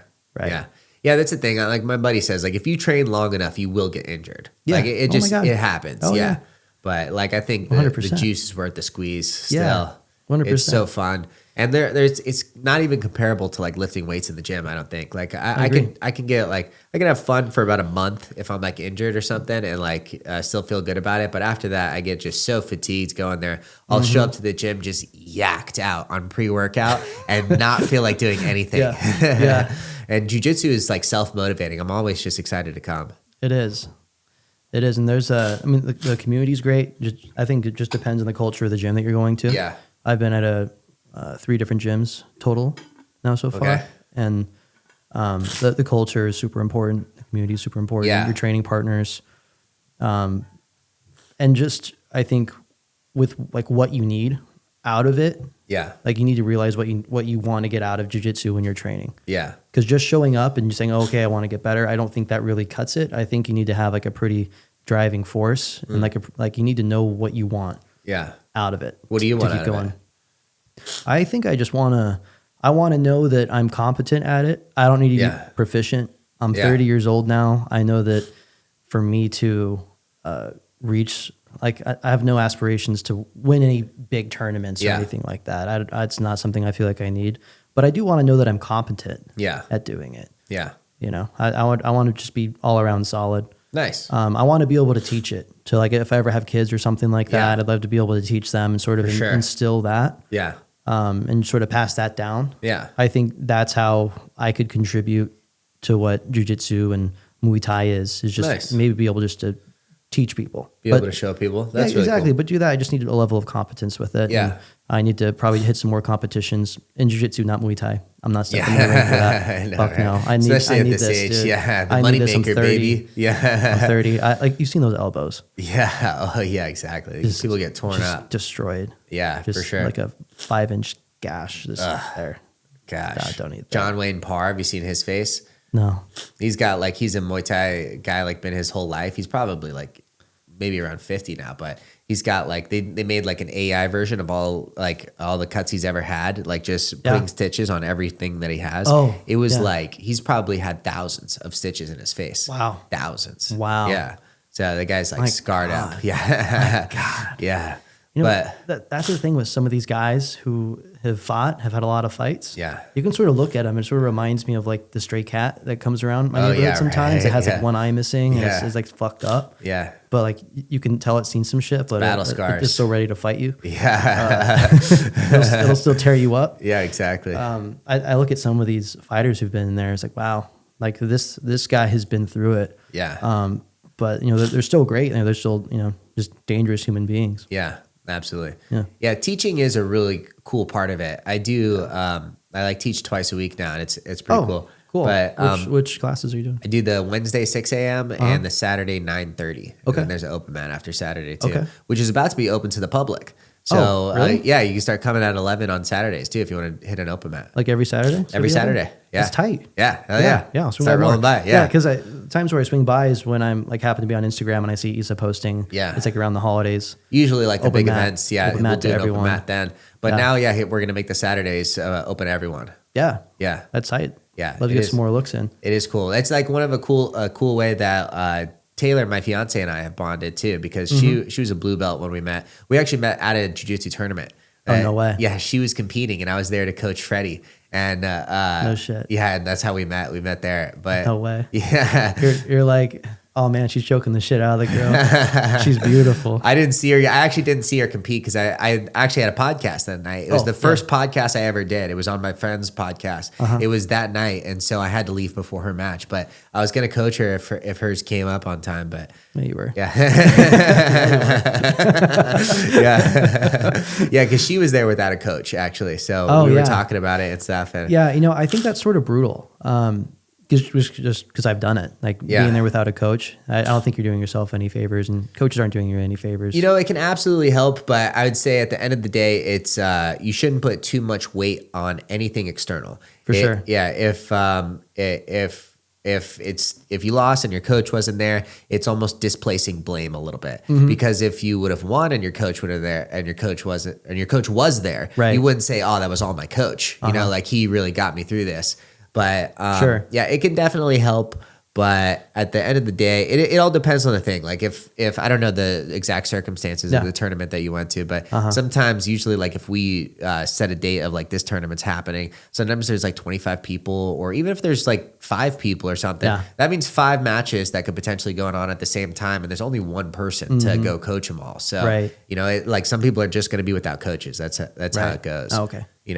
And then as the gym gets bigger, like we're at a point now where the gym is big enough to where, we try to bring a bunch of people who are just there to coach. So like everyone is like has a person. Like this last one we had was like, I think like close to 30 signups or something. And we tried to have like a team of 5 people that and it was at Jiu-Jitsu World League. So every new round started on the hour. At the beginning of the hour, we would say like, okay, you've got this person, you've got this person. And then we would like kind of switch off and stuff. But, especially if you don't have like that many people or something, it's, Right. it's tough to just cover everyone. Yeah, no, that makes sense. Yeah, for sure. Look at it. Yeah.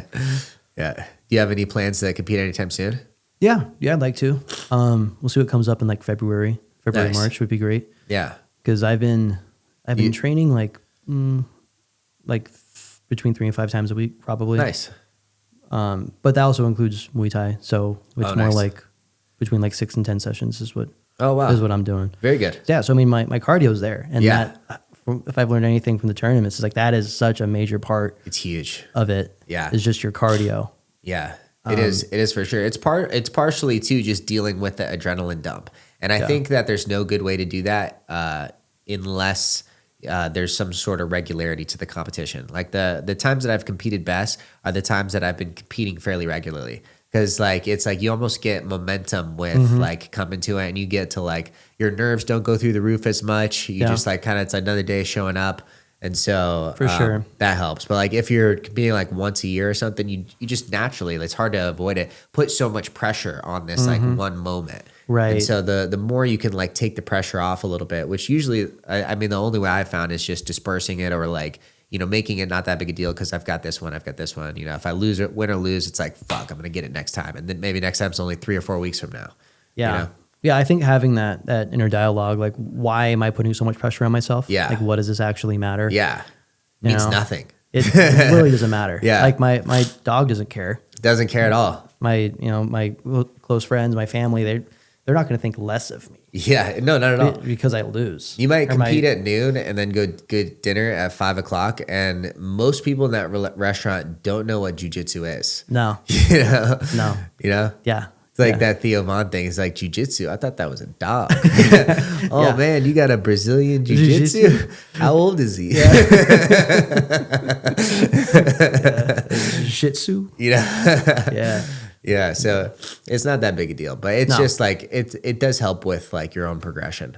It definitely does. The nerves really weren't. I mean, they were definitely there. Yeah. There's definitely a moment where like you're like, oh God. Yeah. It's like here we go. Yeah. You know, where like I'm really about to do this. This Yeah. is crazy, and the lights seem a little brighter.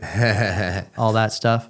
But I've done plenty of sports and stuff just growing up. Yeah. I sort of like that pressure. Yeah. Honestly. Yeah. Like when all eyes are on you and you have to compete. Yeah. Gets me fucking fired up. Hell yeah. I like it. My buddy, Jay Steele, like his Mm-hmm. first competition was like, we've been practicing, today's game day. Yeah, dude, that's the way to look at Yeah. it. I think it takes a lot of pressure off because when I played sports, it's like you practice and you play. Yeah. The competition is the For sure. play. Yeah, exactly. That's Yeah. it. And I think it's so easy just to make excuses not do it. Yeah, So for sure. excuses, even just to go train.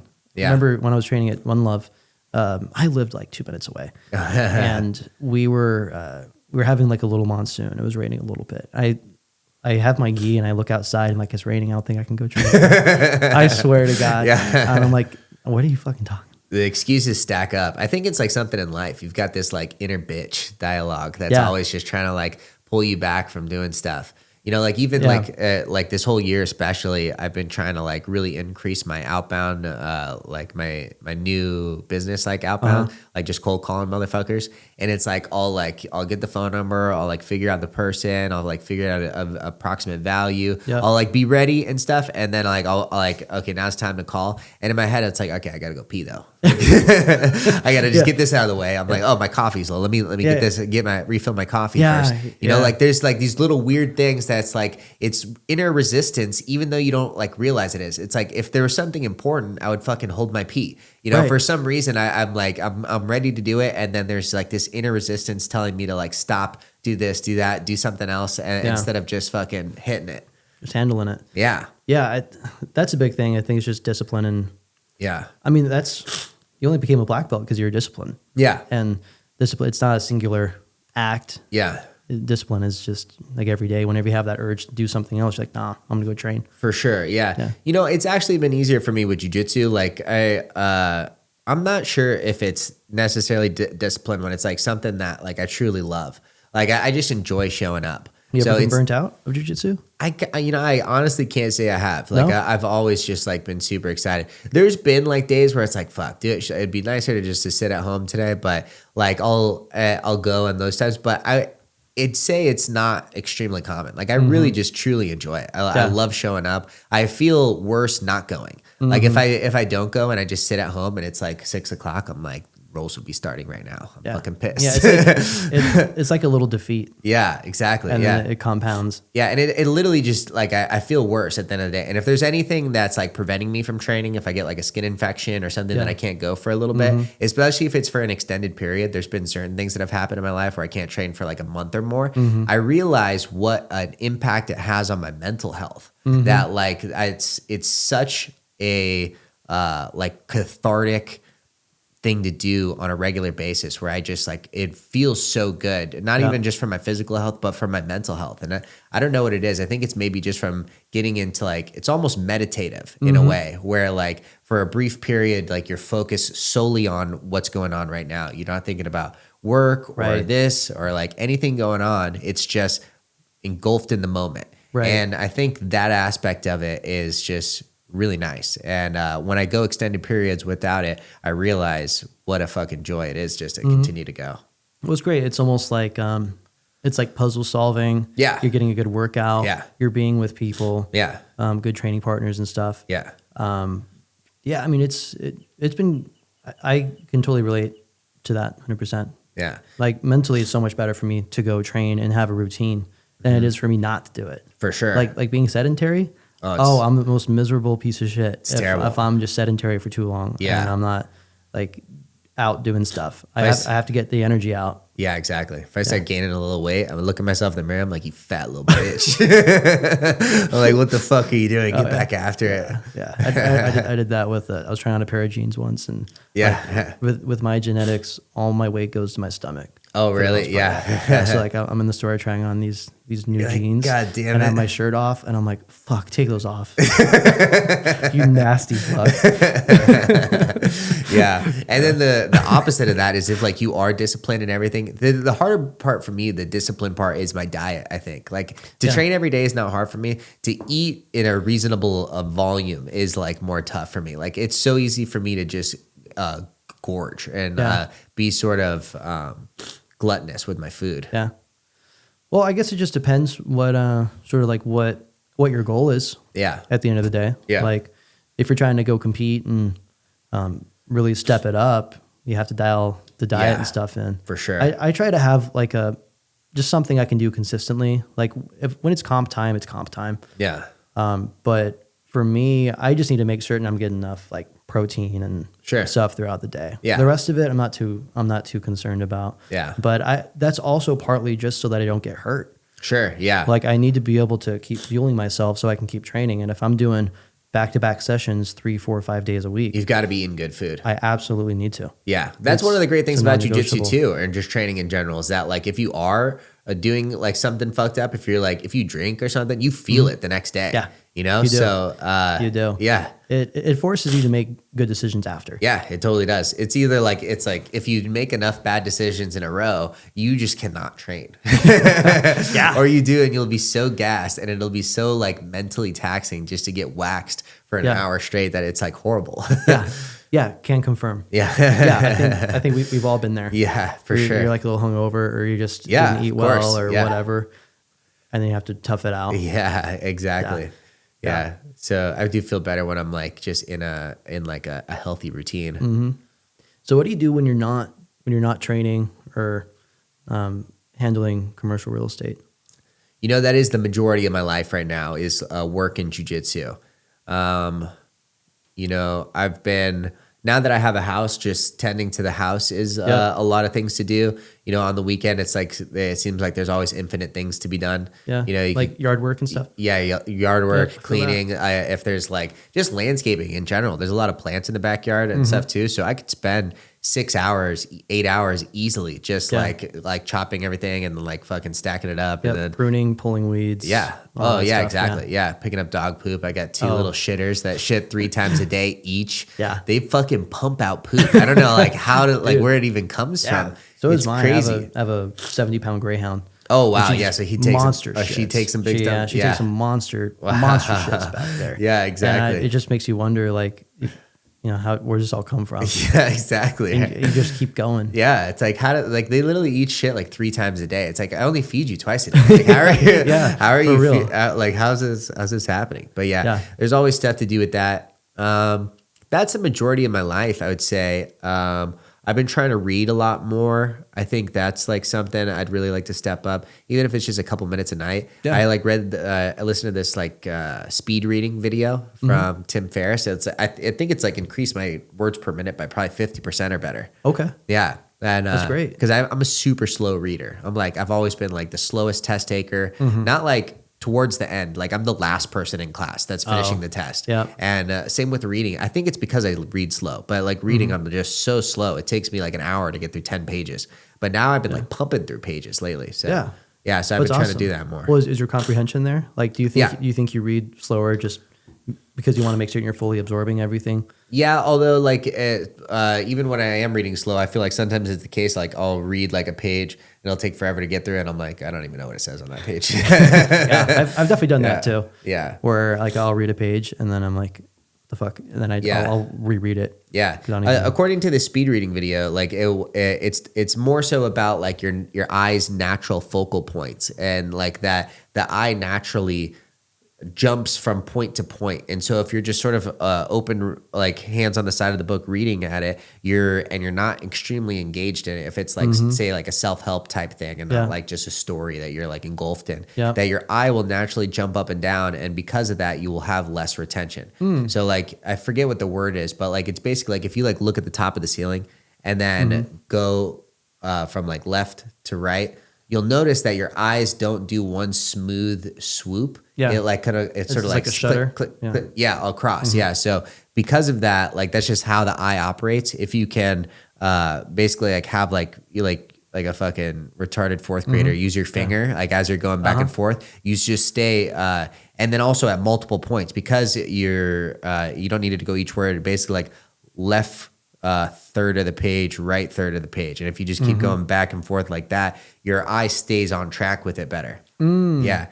And then also another thing that was it, like, you see with your periphery as well. If you can, like, if the margins are here, if you just take a line and like take the margins in, like inside the first word, and then just go only from inside the first word on both sides, like actually draw a line on each side of the page, then your like scan back and forth is a shorter distance. Damn. So you've really trained your reading up. Yeah, I just recently started doing this, maybe like 2 months ago or so. Wow, you've noticed a marked improvement. Yeah, so the first, when you're first trying to do it, like you'll track your words per minute to see like exactly what the comprehension is, and just with those two tricks, like moving in the margins and using your finger to stay on points as you go through, like it was like, a 10-minute video or probably a 5-minute video. My words per minute increased by 50%. Wow. Yeah. So like you'll just read, you'll determine how many words per page there are, or words per line there are, and then approximate, and then do your baseline, see how many you can read in a minute, and then just do these tricks, and then do it, and then count how many words per minute you do. And like I said, I had like a 50% increase. That's great. And I'm kind of retarded too, because like he said, like most people can have like a 200 to 300% increase during this time. But I was like, dude, 50% faster is still pretty good. What are you reading now? So I've got this book called Emotional Intelligence 2.0. Okay. I never read the 1.0, but apparently the 2.0 is like they figured out more shit. Yeah, what's the point of reading the original research? Just Exactly. Updated. Yeah, exactly. Yeah. Yeah. So that one's pretty good. Some of it sounds a little bit silly, but silly how? So it's all about like being extremely conscious of your emotional state in different like elevated positions, like if someone yells at you, or if you're like in a confrontational thing, or maybe like something that's making you overly hyped or something, being able to first be like very cognizant of what's going on, and then second, to be able to self-regulate that without like, having negative consequences. Say you're like super angry or something, and like you fucking say something that you shouldn't have, or you lash out or something like that. Or even if it's just like being nervous when you should be calm during something. Yeah. So it's like, it's about regulating that. And then like some of the silly parts would be like, I think it's giving advice for regulation, and it says like count to 10 or something, it's one of like the 12 things that you can do to regulate during this. And it's like, that's a little silly, but I mean, I'll find myself taking like a few deep breaths, maybe, or something in like that's sports. also one of the things that it says too. Yeah, like breath is in like sports. I'll do that. Yeah, but yeah, if someone's yelling at me, I'm gonna be like, no, hold on a second. Let me count to 10. Let me come back. Like a 4-year-old. Yeah, exactly. He's about to throw a tantrum. Yeah, right. So, but in general, I think it's got a lot of good stuff with it. I'm mostly done with it, and then I just bought this other book. Am I Being Too Subtle by Sam something? Am I Being Too Subtle? Yeah, is the name of it. It's Sam something, and he was like a self-made like real estate billionaire. And so I wanted to read more biographies about people who are in my same business and see like, what their thoughts are. Yeah, biographies are great. Those are actually one of my favorite books to read. Yeah. One of my favorite. Do you have like a favorite one, or one you like a lot? Yeah. The Lafayette biography was actually really good. Like like the whole history background that I have, I've gotten into like American history quite a bit. Oh, nice. And I was just curious, like, a big thing for me about learning like mindsets and all that stuff was I just want to read about them, figure out their life. So like Muhammad Ali, I've read about Lafayette. Who's Hamilton. Lafayette? Lafayette, he was the Marquis in the American Revolution, who ultimately got France to help us out. Oh, really? Yeah, he was like the richest, most marketable bachelor in France. Oh, interesting. And he wanted to come join the revolution as soon as he heard about it. And the American Revolution? The American Revolution. And he was so important that the Emperor Louis actually told him he couldn't come. And so the Marquis built his own boat. Huh. He was so rich, he just built his own boat. Wow. And got over here. He Stop doing it wanted anyway, it. bitch. He wanted it so bad. Wow. But he was just so influential Huh. at that point. Interesting. And like one of the richest aristocrats was here Yeah. fighting with us. Wow. So you'll have a lot of stuff named after him. Like there's some streets here. There's Yeah, some, and some I've heard towns. Lafayette. And dude, he bled red, white, and blue to the point that when he came back to visit, he laid the cornerstone for the Bunker Hill Monument, and he took some soil from there back to France because he said he wanted to be buried in American soil. Oh wow, that's pretty Guy's sick. a Yeah, badass, that's pretty sick. Wow. badass. I know, right? Taking a couple tons of American soil. For real. Wow. Brought it back with him across the pond. Wow, that's pretty sick. What a beast. So I've just found like a lot of those biographies, you learn a lot about, I guess success or like what they want out of life, and you see how they handled it and all that has been great. It's just interesting. Wow. I think like those were real people who actually did that. Yeah, exactly. And I think you can learn a lot and try to apply it to your own life. Absolutely. Potentially. There's so much good information out there. Yeah, absolutely. You just have to go out and get it. Yeah, exactly. You've literally got like an infinite source of information in your pocket. Yeah, but that's also the problem. Yeah. Right? Because you need to be able to qualify. Yeah, what decipher good information and what bad good information actually is, and like fake news or what's not fake news, all that. Yeah. All that stuff. It takes some critical thinking. But I mean, there's also some great self-help books that I've read. One was The Go-Giver. And that one, I forget who wrote it. I may just send it over to you. I've read that like 4 or 5 times. Really? Yeah, there were some other books that I read, like The Greatest Salesman in the World by Og Mandino. Interesting. Some other ones that I read early on in my real estate career because I wanted to figure out some mindsets. Yeah. And The Go-Giver was especially good because it's the whole idea in sales, a lot of real estate agents or just salesmen in general is, okay, where's my next deal coming from? Yeah. How do I get this person to buy so I make money? Yeah. A, B, C. Yeah. It's like that. But the truth is, if you want to build and flesh a business out, it's not about what you can get out of that person. It's what you can give to them. Absolutely. And you have to remove the expectation that, oh, I'm doing this for you, and now you're going to send me business. Now you're going to work with me. It's a completely detrimental and dysfunctional way to view a relationship with another person. Absolutely. So if you need to get to the point, and it's really, I think, tough for a lot of salespeople to separate those things, that, okay, I'm actually going to be a person who's going to be as giving as I can, as nice as I can, as understanding as I can. Yeah. And I'm just going to see what comes back. Yeah. And you'd be surprised. Yeah. Absolutely. You'd be surprised. Yeah, it should be service based. Your entire like relationship and outlook should be like, what sort of service I can provide. You know? Absolutely. Yeah, how can I be of service to people? Yeah. And how can I give? How can I show up for this person? Exactly. Yeah, I heard one guy say it in a funny way, like when someone has commission breath. Yeah, when, commission breath. I've heard that before. Yeah, like you could just tell, like all they care about is getting paid on something, and it's the most ridiculous thing in the world. I've heard that a lot about like car salesmen. Yeah, exactly. Car salesmen are like some of the worst people in the world. Yeah. Yeah. And that's just tough. That's just tough, man. Yeah. That's really tough. It's not a profession I would want to be. No one wants to be sold. Yeah, exactly. You ever been in a grocery store and you have guys trying to sell like a new phone plan? Yeah, right. Oh, fuck. I'm trying to buy milk. Yeah, exactly. Like, leave me alone. Please. Yeah. Yeah. Exactly. Yeah. I think that's part of why sales get such a bad rap in the first place. Sort of like to your point about how like the majority of the people in the real estate are doing almost no business. And like same with like majority of people who enter sales in general are probably not doing very much at all. They're just entry level people who are cutting their teeth on something that they'll probably never do long term or are completely selfishly motivated, only thinking about like how much money they can make. And so because these are the majority of the people, just numbers wise, like they're probably 80 or 90% of the people, they are the 80 or 90% of your common person's interactions. Yeah. So most people that are just dealing with salesmen are dealing with the 80 or 90% who's just a fucking loser. Exactly. You know, so their experience of sales is like being high pressure or some guy who doesn't really know what they're doing, or it's so clear that all he cares about is getting paid that like it just warps their idea of what a salesman is. And Absolutely. like sales at the highest level with real fucking gangsters, because there's people in real estate that make fucking NBA money. You know, like that are making like seriously killer amount of money.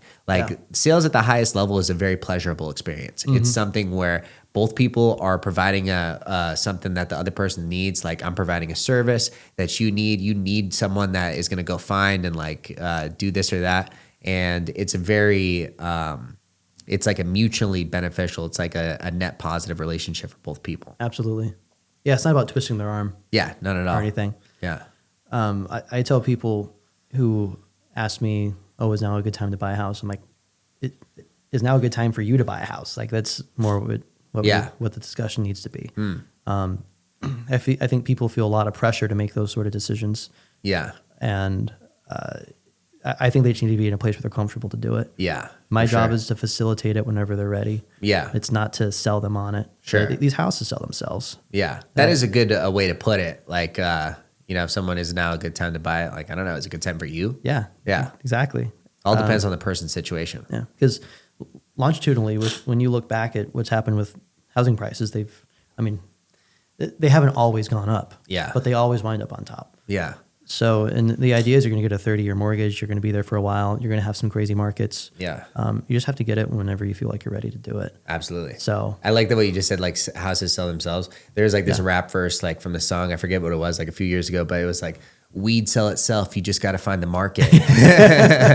People want to smoke weed. You just got to find the people that want to smoke weed. Exactly. You don't need to show like up to the boardwalk with the Pineapple Express. Exactly. Yeah. You don't need to twist people's arm to buy weed. Like it sells itself. Absolutely. Yeah. Same thing with like property, but like it's got to be accurately priced. Part of like what you said, part of like the role of like a good middleman is just to like grease the transaction between the two people. It should be, you're there to facilitate something between two people. And it should, you should be like, make it easier than it would be without you. Right. You know, or get them like more money than they would without you. So there should be some sort of net positive for you being inserted in the relationship. Absolutely. Because like it is the worst thing when you're like dealing with either like another like agent on the other side of the transaction that is just an absolute headache and is like getting in the way because they think that they know better or they want this or that for their client. Yeah. When in reality, like it should be the two people who are making the decisions. Those are the ones that are negotiating. The one or two people in the middle should just be there to like,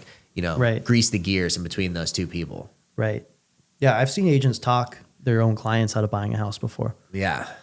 It's one of the craziest things I've ever seen. Yeah. I think they just want to show them how much they know. Yeah. And you just run into people like that. Sometimes they are almost too smart for their own good. Yeah. And they make assumptions about stuff. Like this lady walked into a house. It was an open house, an agent with her client. And she looks at some settling cracks that are common at like the corner of a windowsill. Oh, okay, yeah. It's an older house. This is in the historic district. Yeah. And this happens, is settling. And she goes, "There's foundation issues here." And their clients leave. Wow. They walk out of the house. That's not the case. What the hell? She barely even gave him a chance to look. Wow. I was just starting out in real estate at that point, so I was like, fuck, are there cracks in the foundation? I called the agent that I was sitting it for, and they let her know. I was like, "Hey, I have some issues here." I don't know. And there weren't. The home sold. There were not any sort of foundation issues whatsoever. You know, how come sellers don't get an inspection themselves? Why do they wait till buyers to get it? Is there ever cases where like a seller of a home gets an inspection first just to? Yeah, so it's twofold. The first is a seller has to disclose whatever they know about the property. Yeah. If they disclose something that they wish they hadn't known. Yeah. Now that's another barrier to get over. Sure. Yeah. One of the most common things is, for example, like if there's it's called spalling at the foundation. It's going to show up on the inspection report as a foundation issue. Yeah. It's great. Okay, now I'm going to send this inspection report over that says foundation issue, and it's not really a big deal. Yeah. So I think you're sort of shooting yourself in the foot. What is spalling? Oh, spalling is when you have water that sits up against the stem wall of the house. Yeah. Most homes are going to have this, and there's some deterioration there, some erosion of the stem wall. Yeah. And it gets in varying degrees. From the outside, you're saying? Yeah, from the outside in. It usually means that your grading's bad and it's coming back toward the house. You've got like water settling on the house during rain. Exactly. Yeah. Exactly. So it's not a big deal. Yeah, it's not the end of the world. It's not a big deal. It becomes a big deal if you leave it over the course of a very long time. Yeah. But when that shows up on inspection report, a lot of agents don't know any better, and a lot of buyers especially aren't going to know any They're better. like foundation issue. So you Fuck this place. send that over. It shows up as a foundation problem. Yeah. Oh my God, there's some cracking. Yeah. With the stem wall. Yeah. Oh fuck. Yeah. Okay. Well, great. Yeah. Now another thing you have to sell them about. Yeah. And then the second thing is that if a listing agent sends over to me, this is actually so pertinent to this conversation. Whatever a listing agent sends me when it comes to an inspection, Yeah. I'm always going to insist that we get our own. Yeah, for sure. I'm not just going to have my client take the word of whatever this ABC inspector was and whatever the agent says and the seller says about the house. And here's a good one. There was a sewer scope that was done where they're checking out the lines under the house, and it can be really costly. It could be one of the worst things you have to replace because you have to tear up your house to do it. Yeah. And there is this issue where the sewer was blocked. So when we did our scope, we couldn't see what was beyond it. Okay. So we got them to go clear the blockage, and then they did their own sewer scope. They sent the video over to me, and they're like, we're good. We got the blockage. I take a look at the video. If I had just taken them at their word and was like, yeah, we're okay, we would have been fucked. Huh. But I look at it, and beyond the blockage was a solid crack in this cast iron piping. Oh, wow. Huh. That led to the main line. And the credit went up significantly for us after that. Yeah, right? But if I had taken the agent at his word Yeah. and told my clients, yeah, we're all good, and just a lot of agents do the bare minimum at that, or they wouldn't know how to look for it, and they send that to them. Yeah. Okay, well, I just sold a house that's that could be a big issue. Yeah, for sure. For my clients, because I just took the word of this agent. Yeah. And I don't think the agent was trying to mislead me. I just don't think they noticed. Yeah, exactly. That's what I They hope. just don't know what they're looking. Yeah. That's what I hope. Right, yeah. You know. And they're like, we're good. Go for it. Yeah, that's what I hope. But you never just take them at their word for some of this stuff. Huh. Interesting. You have to verify. Trust but verify. Huh. That's actually what I did with this house. I replaced the entire main line. Oh, you did? Yeah, because there was standing water with that throughout, and it was, I think, more so like a grading issue. Like there wasn't a decline towards the main. It was a belly. Not that. So the entire main line had standing water throughout it. Yeah. Yeah. Okay.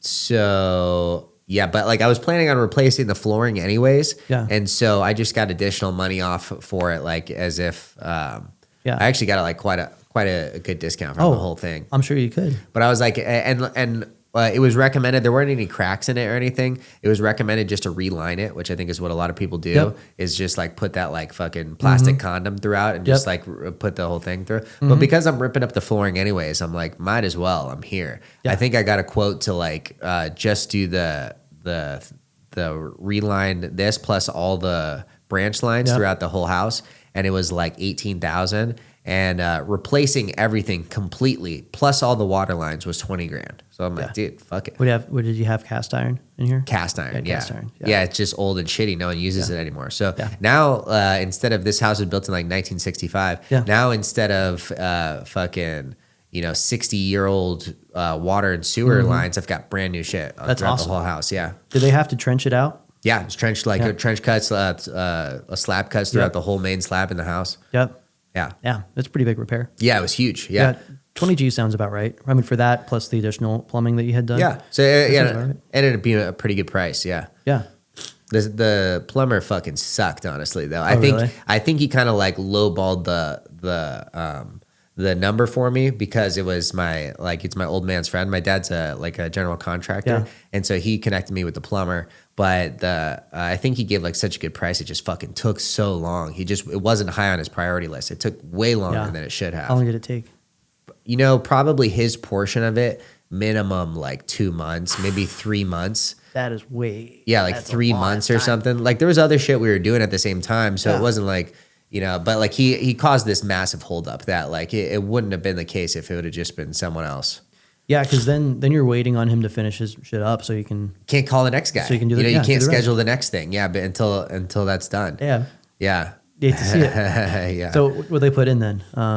I think it's like the PVC pipe or whatever. Like ABS? Maybe that's what it is. It's some sort of like plastic that like doesn't. It should be deteriorate. ABS. Yeah, it's probably what If it is. it's PVC. Oh, it's not probably not PVC. Yeah. PVC is like the white pipe. Yeah, exactly. Yeah. PVC is like the stuff you can just snag at like Home Depot. And, Yeah, you could snap in half with your knee. yeah, that's the stuff for like irrigation lines. Okay, you're right. It's probably not that. It's whatever. It's some sort of piping. It's like the hard plastic. Probably, yeah. ABS. Yeah, that's the new stuff you want. Yeah. Right. Yeah. That's good. Yeah. I'm glad you got that out of the way. Yeah.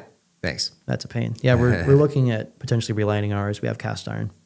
Yeah, I think if you're not replacing the flooring, it's the much better decision. But It is. because I was replacing on the flooring. I'm like, it's gonna be up anyways. Better, might as well do it now, especially for like such close cost. Yeah, that's smart. Yeah. And then like if you ever turn around and sell it, you have Yeah, the plumbing. Yeah, exactly. It's like a great. It's like a great thing. Like every house in the neighborhood, probably very few houses in the whole neighborhood like have that. Oh, yeah. Probably all on shitty old cast iron. Oh yeah. Yeah. Yeah. That's plumbing issues are like the kiss of death for a real estate deal. Yeah. Right. And a savvy listing agent, if something comes up with plumbing, they're going to try to resolve that with that buyer. Yeah. That right. buyer. Yeah. That buyer. Yeah. Because if they aren't able to, you usually solve it just by throwing money at it. Yeah. Because if they don't solve it with that buyer, now they have to figure it out. They have to disclose the issue Right. to the next buyer, or they have to fix it themselves. Yeah, exactly. So the guy that was selling this house was a residential real estate agent. Actually, like he sold houses. Him and his wife were just getting a divorce, and he hired like his buddy to represent him. And I made him like a super low ball offer. Like like mine's like a little bit different. It's probably maybe even mean. I don't know. They were asking like close to 700,000, and I offered 600. Yeah. And which maybe is a lot, seemed like fairly reasonable. I'm like, fucking negotiate with me. Yeah. And especially it was at a time like pretty soon after the interest rates thing, there wasn't a ton of transaction volume. I'm like, fucking, let's do this. But anyways, we didn't end up making a deal. We just stalemated at like way far apart. They hardly came down at all. And I was like, okay, well, what the fuck? Yeah, they're like, here's 690. Yeah, exactly. Yeah. So that was basically it. And then I go to a different house. I open escrow on that one. It ended up being like this guy did a remodel himself, and there was like 100 issues with it. I'm like, fuck this. So I dropped that. They had gone under contract with someone else, and the inspection report came back with a bunch of things. It's an old house, and so they got spooked and walked away. But then because of that, they made another price reduction. I came back to the table. We ended up like negotiating a pretty good deal. Yeah, they're suddenly so open to negotiate. Yeah, exactly. After they lose a buyer. Yeah, right. And they get that inspection report, and now they have to disclose everything. Exactly. So it ended up being 663 was the price, and then I got significant money off of that too. Yeah, it's great. Yeah. Yeah. Hell It's yeah. awesome. Well, I think you did a great job for yourself. Thanks. Yeah. Doing that Yeah. for your first one. Was Yeah, that, right. Was that nerve wracking to do? Nerve wracking? Yeah. You don't know, know. there's definitely more seriousness when it's myself, Yeah. you know? Like, I think in general, I really do more enjoy the, like, negotiating, like, on behalf of myself. Like, I've, like, started, like, investing myself, too, in, like, land and different properties and stuff. And, like, anytime I'm doing a deal on behalf of myself, it's, like, a different level of excitement, like, that goes through. Like, brokering transactions in general can be a little bit nerve-wracking because you want to make sure you're doing a good job and, like, everything, and that, like, you know, you're trying to make it happen, too. So, Yeah. But Well, there's definitely a level of, I think it depends how new you are yeah. to it. Sure, Like- yeah. Like my first probably 5 or 6 deals. Yeah. I was so nervous. Yeah. I was so nervous, Yeah. especially because the opportunities come from friends. Yeah, so you don't want to fuck over your Don't friend. want to fuck it up. Yeah. Especially because You don't want to fuck over everyone, but like some guy that you're gonna definitely know either way after this. Yeah, my whole thing right now is earning business by referral or past clients and just word of mouth. Has always been my thing. That's how it's always going to be. So, especially for that first opportunity when you're trying so hard to get it, you have to knock it out of the park. Yeah. You have to. Yeah. And it's no exaggeration that if you fuck that up and then everyone in your friend group knows that you fucked this person. Exactly. That sucks. Oh. Yeah, that's terrible. You're dead in the water. Yeah. It's going to take so long for you to rectify that. Right. So, I mean, also, I just wanted to do an amazing job for that person. But like when those opportunities come, you have to do it. But now I can do shit in my sleep now. It's pretty, I'm probably still like some sort of white belt or blue belt in jiu-jitsu, but I'm probably like a solid brown in real estate now. Nice. Hell I feel good. Nice. That's good. Yeah. You know? But, yeah. To be honest, I probably feel like I'm a brown belt as well in real estate, even though like I don't know. There's just always levels to it. There's guys that I see that are just making so much fucking money. You know, like it's such a difference that it's like, you know, I'm not fucking on par with those guys. Those guys are like waxing me right now. So like I'm always trying to just get better with and work on bigger deals and like, you know, push myself is what it. Yeah. Well, maybe it's like us. Well, like us going to like the worlds of real estate. Yeah. Right. You see some other guys that are just absolute pimps. Yeah, exactly. Yeah. Right.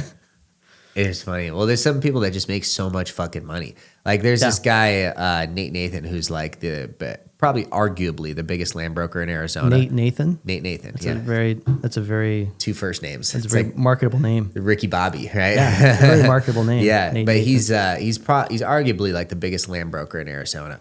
And a few years ago, I was talking to someone that said he like had lunch with them, and he's like, you know, I've already hit my yearly goal for this year, and it's we're only in June. He's like, my yearly goal was 500 million, and I've already hit that this year. And so I'm like, damn, what a fucking unit hitting that. And it might have been before June. It might have been like April or something. It was something crazy. Yeah. I'm like, wow, what a beast. But I've seen that guy broker $600 million transactions, one single transaction.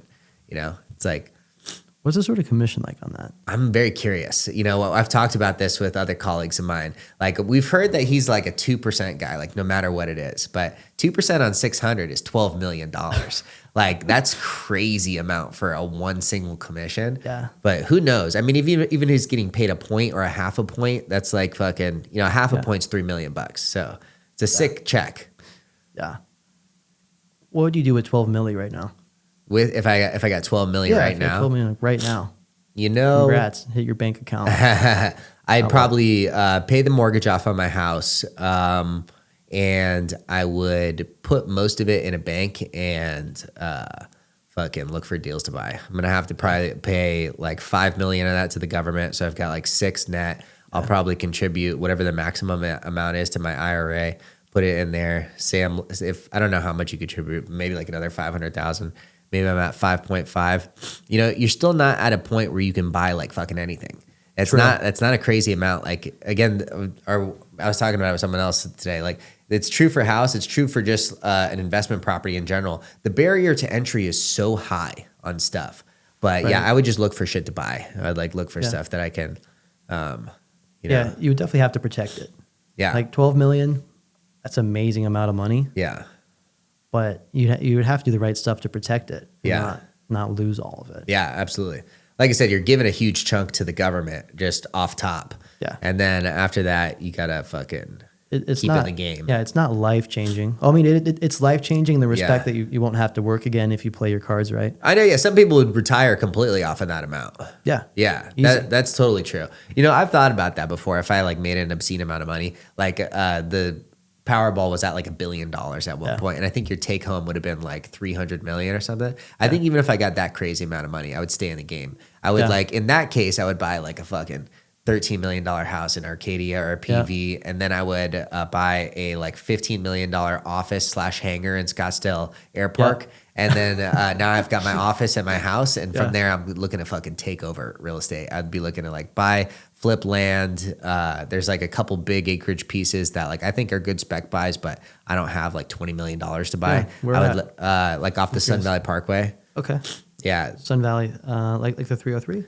So it's actually west of the 303. The Sun Valley Parkway goes from, the alignment is like 300th Avenue, and it goes from the I-10 in Buckeye up north into the Bell Road alignment and wraps the White Take Mountains. Yeah. So in the early 2000s when it was built, they called it the Road to Nothing.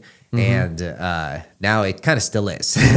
There's like 3 master plans on it right now, like 1 on the south side and 2 on the north side. And then Terra Vallis, which was formerly Douglas Ranch, which is that deal that Nate Nathan brokered for $600 million, is being developed right now off the Sun Valley Parkway.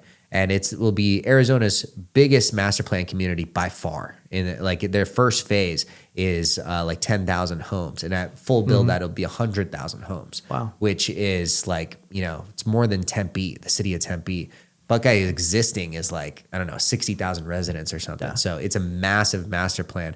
And I know some guys that own a neighboring property to it that they would sell. Well, that's awesome. I I think some people look at those deals, and I look at them too. Like, oh, we have a massier community. Phoenix is going to somehow get larger. Yeah. Than what it is. The metro is crazy. Like, I mean, taking over an hour to get from one corner to the other. Yeah. Like, I can almost go to Prescott right now. Yeah. Right. Yeah. That's how big we are. Yeah. Going from like fucking Gilbert to Goodyear or something. Yeah. It's absurd. Yeah. But so thinking about that is it's sort of hard for me to wrap my brain around it. But I've seen some studies recently.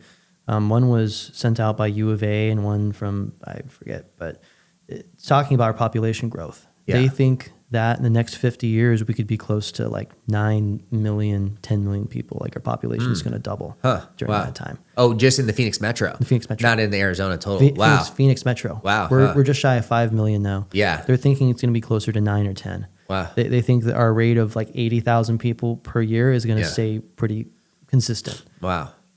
So, I mean, I see it. You know, one thing I like, my personal theory on why Arizona was sort of a slept on market, I think really until this last run up, you know, in like the early 2000s was the first time people like, you know, huge corporations came here and started developing on a large scale. And obviously we way overbuilt during that time. But prior to that, especially, and I even think just prior to like 2020, like we were sort of a slept on state. And we're way underdeveloped comparatively to like California or something like that. And my theory on it is that number one, Arizona is a very young state. We're like the 49th state or 48th. So we're the 48th state. I know because of that State 48 brewery. Oh, but yeah, we're the 48th state out of 50 to become a state. So we're late in the game that way. And then two, air conditioning wasn't widely adopted until like the mid 60s. So if you lived in Arizona before fucking air conditioning was invented, you were just a psychopath. yeah, right? exactly. You were like a sand person from Star Wars. Yeah, exactly. Imagine dealing with thugging it out. 120-degree summers with no air conditioning. Yeah. Like that's insane. So most sane people didn't live here before then. And then obviously it just takes a few real estate cycles to like develop at scale. You know, like Scottsdale Road was a dirt road in like the 80s or 90s. Like that's so recent. And Scottsdale Road is Scottsdale Road now. You know, so to think about like how and comparatively California like was sick in like the early 1900s. You know, there's houses over there like that. Like having a 50, 60-year-old house over here is fairly common. Having an 80, 90, 100-year-old house over there is fairly common. So, you know, comparatively, we were way later in the game. Absolutely. And then, like you said, we overbuilt. Yeah. In the 2000s. Yeah. And then as a result of that, we were one of the worst hits markets from the Great Recession.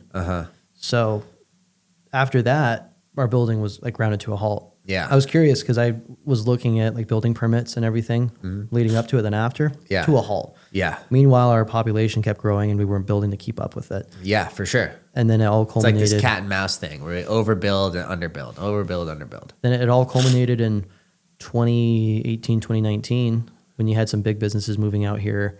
Yeah. And our population was growing at like one of the fastest rates. Yeah. Our county was. Yeah. And then COVID too. The entire United States. Yeah. And COVID too. We were at a pretty like pro business mindset too, where people could still go out to eat and stuff like that. Like fucking California had to show a vaccine card just to go to the mall. So, I mean, like a lot of that, that's like right. or just to go to eat, you had to show proof of vaccination to go to eat at a restaurant, you know? So I think a lot of like other states like that really helped our growth. That so many people was like, fuck this, I'm out. I agree. Yeah. 100%. Because as far as like those sort of personal liberties go, or however you want to put it, it just did attract a lot of people. Yeah. It was just like government overreach. Also too, if you like owned a small business or something, like it fucking like eliminated so many small businesses. Like so many places could not afford just 1 month out of business. So to go a year or multiple years or something is just crazy.